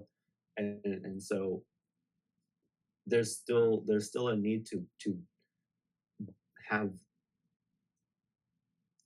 to have a sense of direction about how to build out the stuff we want to do. And I'll turn to hand the mic back to you with this, but saying I'm curious if you wanted to, if you were just sort of, I'm curious if you wanted to say more about that, or you kind of were just thinking on the fly about building in the mechanisms of building these new social structures or new platforms or apps, and where I don't know, anything more you wanted to say about that, I guess. I'll leave it at that. But yeah, I mean, just pointing out that, like, I know that people who, have worked on, like, some of these tools that you can build into, our social media or other. And so, like, you have AI tools, you have other types of moderation tools that, people developed for specific uses. And what I was talking about before about theory was like designing an entire platform just based on like a theory of collective behavior. Whether that's the way actually people are actually interacting is not kind of. I mean, maybe that has some shortcomings, or theories of collective behavior might be lacking. So applying theory to practice is hard, but getting like sort of having a big picture view of what the system should look like, what you should expect, and maybe you can't predict a lot of the things that happen. We know from like a large human collective behavior that a lot of spontaneous social events are not predictable in the conventional way, and so being able to use that theory to sort of inform how the tools are implemented on those platforms is kind of an interesting thing. I wouldn't say that like that's something that you could go and build tomorrow, which is like build a tool like or build a platform like that. But it's worth thinking about how you might go about doing it. So it's kind of more of a theoretical space where okay, we have these theories about collective behavior. We kind of have some tools for moderation and modern social networks. We know something about network theory and emergence and all these things. How do we bring that together to maybe build something that's really useful and has the affordances that we need as interactors in this on the platform? I think as a kind of add-on thought to that, I just thought it would be real interesting. I don't know when, 20 years, or so, who knows? But like it feels like I'm going to talk about one social network, and I'm talking about classic Facebook. And I mean Facebook relative, not Meta, not what they're trying to do with it, but like Facebook as it was. Cue the Harry Styles song, like as it was, in the sense of exactly what you said about it. Originally, it was sort of Mark Zuckerberg, or he stole the idea or whatever of oh, I want to make this like social network, and you can have your page and blah blah. But when will classic Facebook be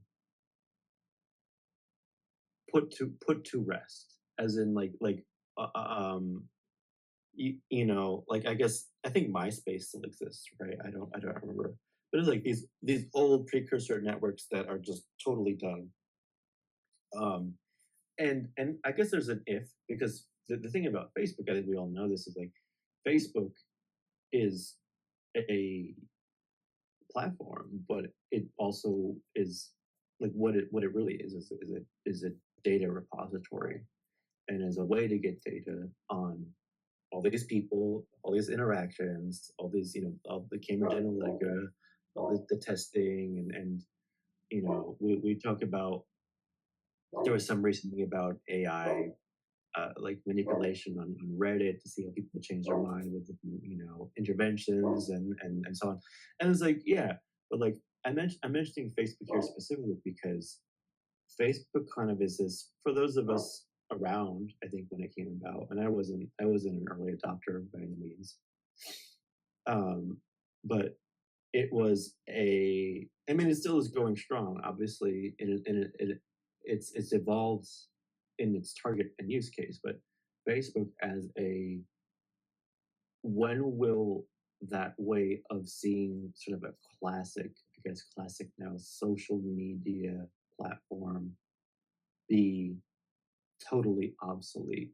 Like Facebook right now is sort of, it exists, but like very few of the discussions that I have that are really significant happen there. However, there are still groups that are very much churning out things because of just a couple, big names, or a couple meaningful conversations are still ongoing there, obviously. And I'm not poo-pooing, oh, Facebook's not cool anymore, but more a sense of,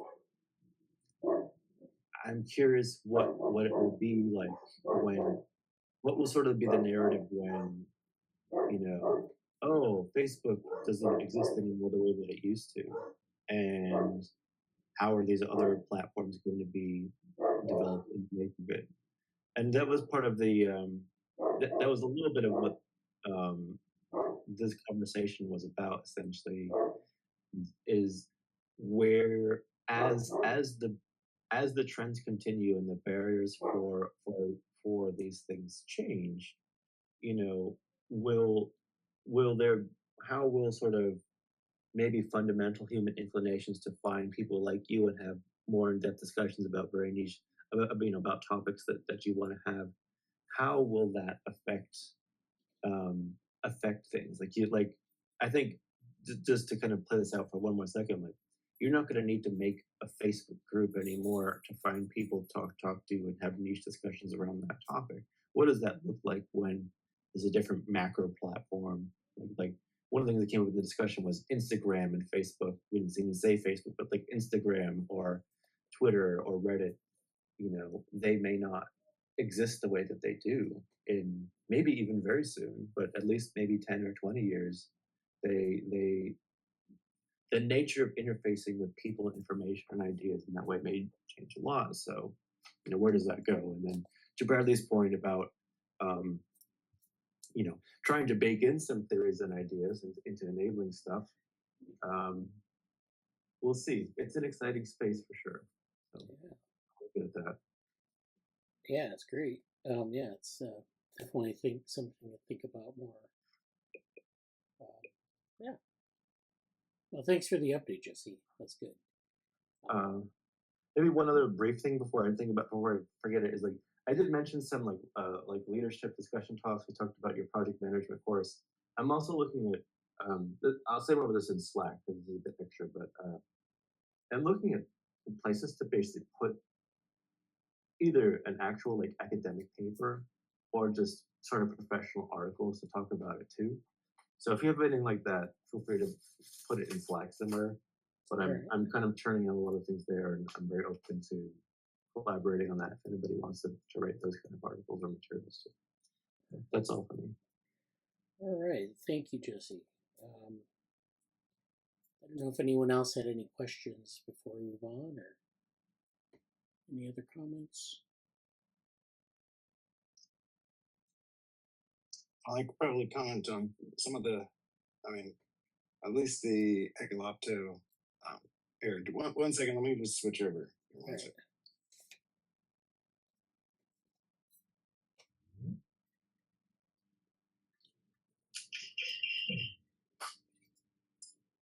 Hello. Hi. Okay. Yeah. So, I mean, I've also been attending ekkolapto's meetings when possible, and there's interesting discussions. I think we've had some visitors here at the tower from or that are associated with Augmentation Lab, and I would definitely love to follow up on that, as they are planning some sort of I think they're calling it human enhancement conference or something. So I absolutely support that kind of work when it's practical. Right. What I don't have time for is people talking about how cool it will be when we can upload stuff like in the Matrix. And it's like, I'd kind of just prefer to watch clips from the Matrix. Yeah.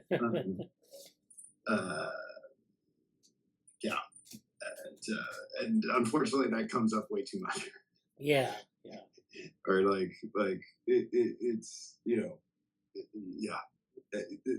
I think I've ranted about whole brain emulation before, just in terms of it's kind of light on the biotech and heavy on the sci-fi discussion, and so I attended. It was Deep Tech Week here in San Francisco, and that means a lot of events. You get a certain bump by doing an event this week. I think there's a lot of cross posting, and anyway, it's a great time to certainly put together a headline event, because you can get in a lot of people.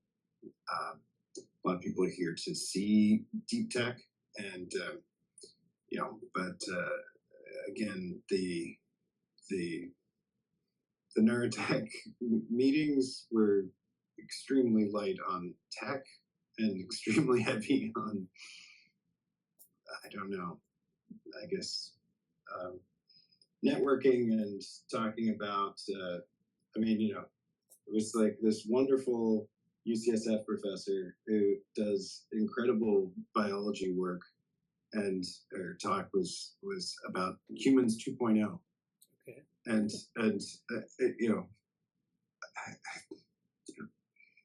it's like, so but there was no discussion of how we would, this wasn't a CRISPR discussion.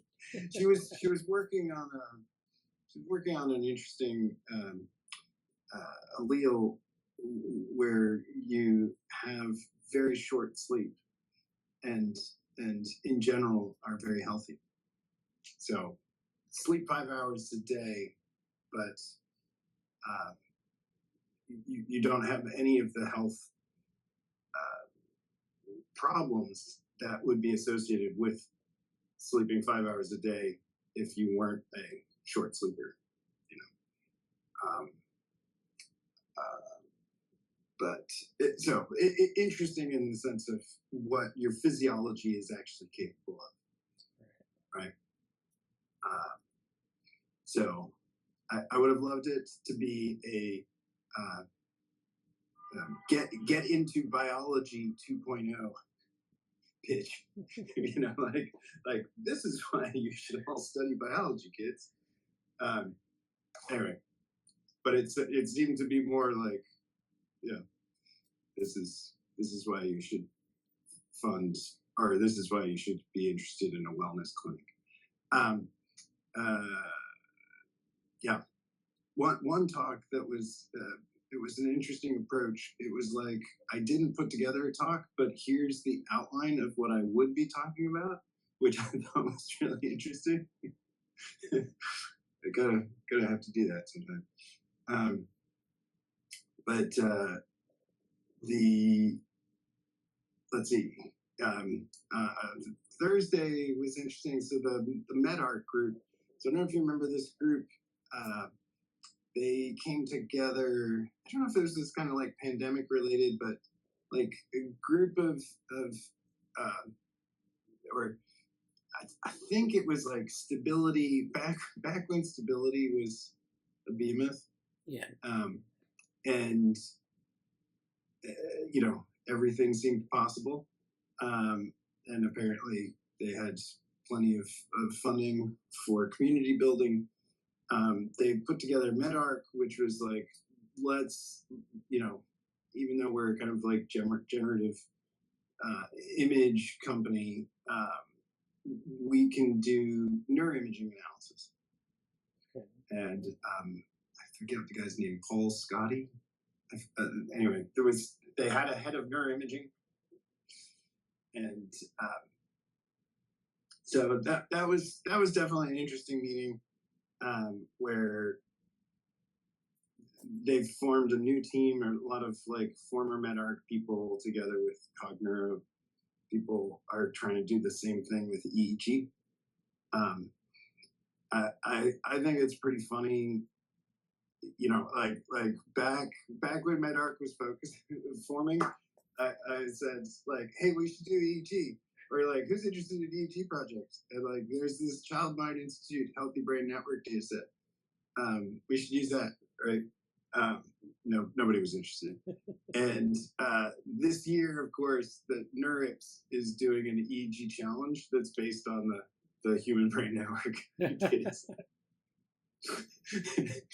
And so, yeah. Anyway, I thought that was pretty funny. They, you know, an interesting, you know, it's an interesting approach. They've got a great science team, in the sense of like the people, yeah. Their advisors are people behind the big software projects that everybody uses for EEG processing. I still don't know what happens if you manage to make this work in terms of like, still not sure what the product is. It's like, okay, so with EEG, you can tell what kind of picture I'm looking at, or, you know, maybe what I'm thinking. But anyway, I'll leave that to the bright people in Silicon Valley. But it was an interesting opportunity to meet with, like, for some reason, like, you know, half the people there were from Neuralink. so I got to talk to some Neuralink people, and yeah, that was kind of cool, just in terms of talking about just doing a bit more NeuroTechX marketing, or yeah, and talking about the project to try and make recording neurons, you know, culturing neurons and recording them, a, you know, student accessible, undergrad accessible project. And so it was nice. Last night we did our 7th wetware meeting here in the tower. This is the Biopunk Labs opportunity, you know, kind of mixer plus come and talk about what projects you're working on. So that was cool. And again, like some of those Neuralink people came to visit the tower, and we got to show them around, which was nice. And yeah, I was using our kernel donated device to do brain age measures. So with just a little 7-minute resting scan, you know, it seems to make people happy. You know, we're kind of just adding to kernel's data collection. Yeah. But I would like to turn the device on, get my most recent MRI scans, which we just did with a company here in the new psychiatry scanner. It's got like the, you know, it's supposed to be like the strongest gradient system in North America, so which allows you to do some at least diffusion scans that are super high res, super high signal.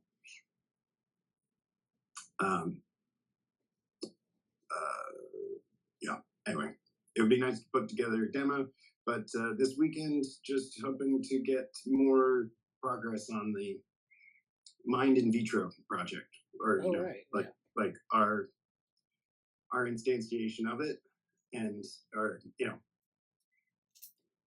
I mean, I wouldn't even say instantiation, although we what we'll do with Carnegie Mellon will hopefully be learning about what we could add to the project. But at this point, we just want to roll this out to student clubs. So I've got cell culture, undergrad cell culture people coming to talk about, what's kind of like our minimum requirements for a student group to get involved, in terms of just, we try to make it such that they do need, they need wet lab space, in the sense of just, reagents and et cetera. But what we want to try and do is try and make it as self-contained as possible, where a PI would be willing to give a little bit of bench space, but like we won't have to. We want to minimize the interactions of those undergrads with the wet labs ongoing projects, right? So like anyway, so so trying to so it was nice to we've got a collaborator on the East Coast that's working at GenSpace, which is the New York biolab, community biolab that we're kind of inspired by, or Elliot used to teach at.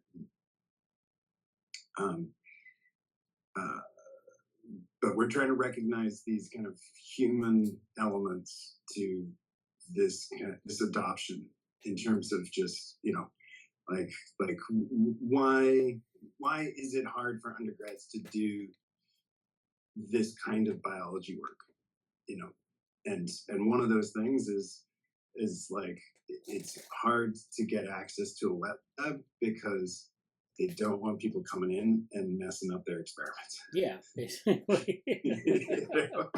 And so just trying to think about how to make that as I mean, being as considerate and taking into consideration these that problem, but again, still really happy with it, and happy with the possibilities that we have with this combo 3D bioprinting opportunity that next month. It should be really interesting. And last night, so again, like it's great to be doing biotech events where one of the presenters was Frontier Bio, talking about their vascularization bioprinter. So the commercial bioprinting space is really interesting. It's not, we've looked at the kind of commercial MEAs. So we're trying to make an open MEA, or Mind in Vitro is an open MEA, or open source MEA, right? Built on the OpenEFIS platform. We attended Maxwell Biosystems webinar this week. So one of the top manufacturers, and it's super impressive. I mean, Berkeley currently has like 64 channel system that was donated to them. A low end Maxwell Biosystems chip is 30,000 channels on a CMOS. Like it's incredibly detailed. And anyway, but the bioprinting is like surgical robots, right? Like there's companies with major backing finance that are producing systems, because there's a lot of tissues that aren't brain, Yeah. and people who aren't trying to do electrophys from that brain that are better targets or better first applications, and med tech money is huge money, right? So it's be spending a little bit of time before mid-July to check out what's possible. But it is an interesting time to get into this. I mean, in terms of a bunch of technologies coming together. So I think that's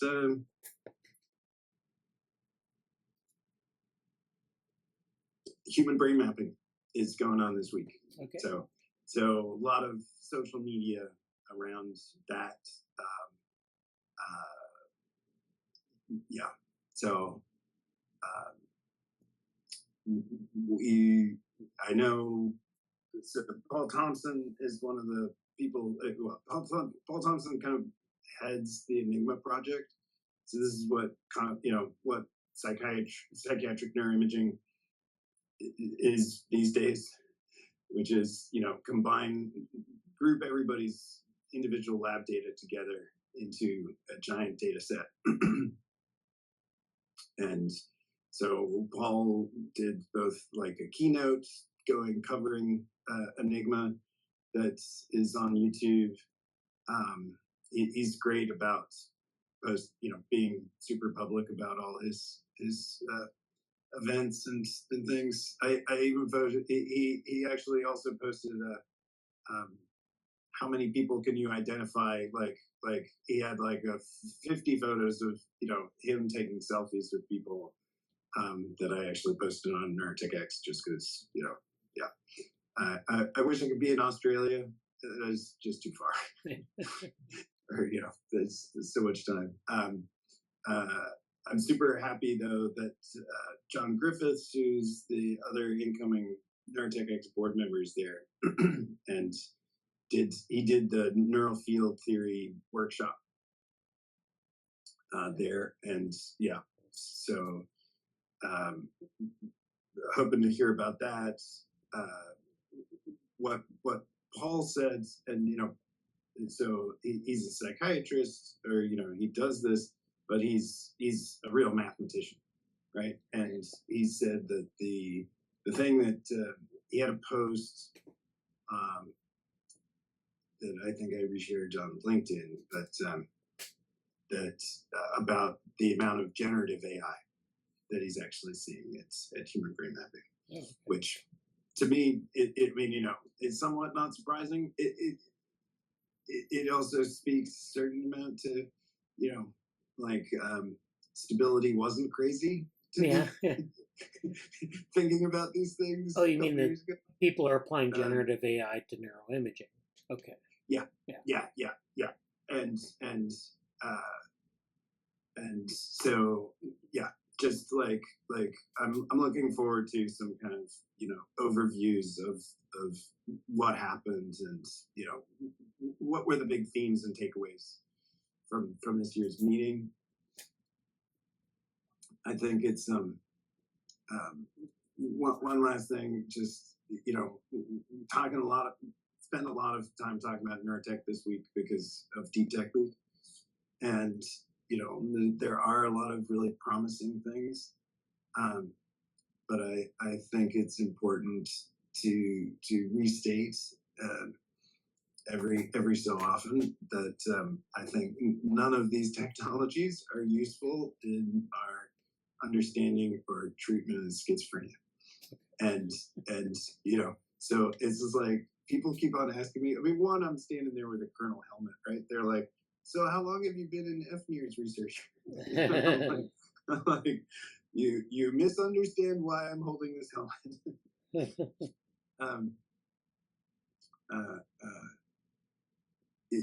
Focused ultrasound is super cool. the targets that we're choosing in focused ultrasounds are all coming from deep brain stimulation and kind of neurosurgical understanding of the brain. Every time, like every one of these neurotech talks, somebody will always end with like, and this will be really important for understanding schizophrenia and the understanding and treatment of schizophrenia. I'm like, no. Like you had me, like why ruin a good tech talk? And it's just like, why am I not interested in focused ultrasound? Because these are developmental disorders, right?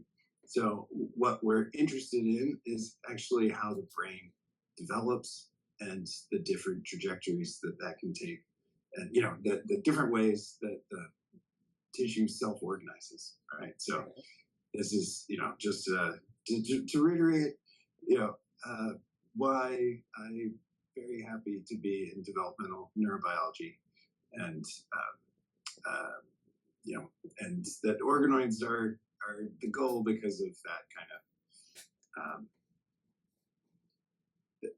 those opportunities to understand that mechanistically, and 3D bioprinting and especially Zeb Gartner's 4D, where it's just like thinking about that, I place them in this configuration, but with time they do something else. And so it's just like whether it's Zeb Gartner or whether it's Anthrobots, that speaks to our understanding of cells as agential matter, anyway, that seems like a good end point. All right. We had a couple of more comments in the chat, some claps and thumbs ups from Jesse, and then Vidhi will talk more about the mentorship program. She spoke about it yesterday's meeting, and kind of, we could do that in the Slack. But yeah, I'm very interested to hear about that and to continue on with our discussions that Jesse brought to the table and Morgan brought to the table. So yeah, great stuff going on. Real quick, based off of what Morgan just said, I will share something soon. There was a very interesting discussion. Well, I didn't get through all of it, but it was basically Michael Levin, Adam Seifer, and Max Shen. Okay, yeah. And Ellen just posted it on his channel thing. But in the start of it, there's like a 3 or 4 minute clip where Levin does an overview of like what he's doing and how Max Shen is sort of learning at pain. I would have attended an event today, but I'm not able to go to it.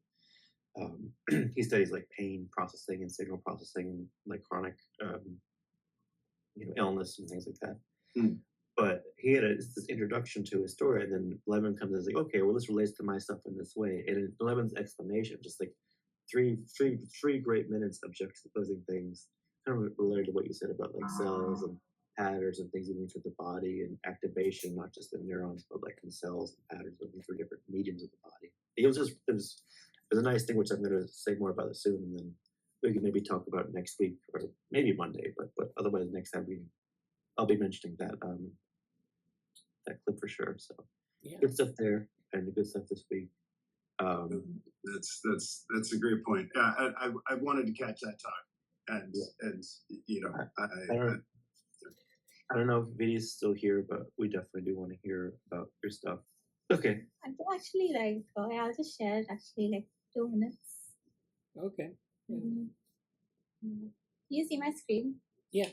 Yes. So I'll just brief you all up with what we have. So this is the name of the committee, and it's basically focused on open source. So we have some domain workshops with for the first year students. I just completed my second year, so now I'm going to be going to the third year. So we are at the topmost position in this committee. So the thing is that second year students will But the trend is the second year students usually conduct some workshops for the first year students, and they can be on any domain like computer vision, LLP, or anything. So this year we had conducted a basic workshop on Python and GitHub, and the second one was on computer vision. So that's what we have. And then after that, we have this mentorship program where a few students from the second year, like first few students going from the first year to second year, are mentored by their seniors on any project.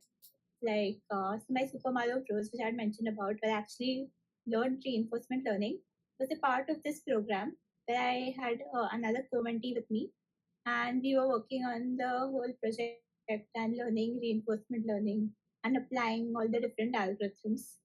And there were like many more people who were working on different projects. So what used to happen is once in every 2 weeks we used to have these meets. So we used to update everyone about what we have done in the project, so we can we can just have that much confidence, and we are just motivated throughout to continue that project and not leave it not leave it undone or something. So that's what we have. And then we like our seniors encourage us to have many open source contributions or participate in Hacktoberfest or something like that. So that just I don't know, like this committee is about open source. Then our seniors, a lot of them who got into GSOC last year and before that, they were the ones who guided us. So again, this year there are like around 7 of us who are doing GSOC. All of us are in different organizations. I'm with you all, and a lot of my friends are there too. So our seniors were the ones who were guiding us, and they gave us the awareness. And apart from that, we just have some competitions, which are again based on open source contributions or something like that. And it's the picture of our team. I think this is a better picture. All of us are here in this picture. Then, so this is a picture from the workshop where there's some people who are teaching. I was teaching something as well. I don't know whether my picture has been captured, but this is our lab. Like, this is one of the labs in our university, and we provide everyone the computers. But if they want, they can bring their own laptops as well. So we were just teaching something, and these are just like a few pictures from that. Then apart from that, this is the main website that we have right now. So these are the projects that we are going to have this year. Maybe I can share this link with you all. Yes. And you all can go through it. Too, yes. Yeah. So this is what we have. This is this year's project list. I'm going to be mentoring this project. And we also have these tasks that we know how many people are actually interested in tasks. So we have 3 tasks. So this is what I did last year. Obviously, the tasks and the projects were different. But now, since it's time for us to be seniors and guide our juniors, this is what we are doing. So I'm a mentor. I can show you my mentor dashboard. So like this, I actually have an access to seeing how many people have submitted the tasks and approving their tasks or something. But it's just like a minor level of what, like, it's not very serious, but we just encourage them to do projects or something like that. Yeah. So we have this going on in college. Awesome. Great. That's great. Definitely want to follow up with that. I might ask you some questions about it, or like if there's anything we can do to collaborate on that. That's great. And I think it's great to offer the experience and have the built-in mentoring component. So I know we do that here in the lab in some form, but like I think it's a great thing to do. So more on that later. Please share the links to the Slack. Yeah. I know we're kind of late today. Thank you. I can, definitely. For that, but definitely to follow up and congratulations for all that stuff there. Yeah, I can. I think we have a LinkedIn too. I'll provide all the links, like for the subsite and the LinkedIn. So we can, so I'll update it too. Yep. That's good. That's it. That's all I have to say. Oh, thank you. Yeah, that was great. All right. So that's all for today. Thank you for attending. All right. See you next week. Thank you, everybody. Thank you. Take care.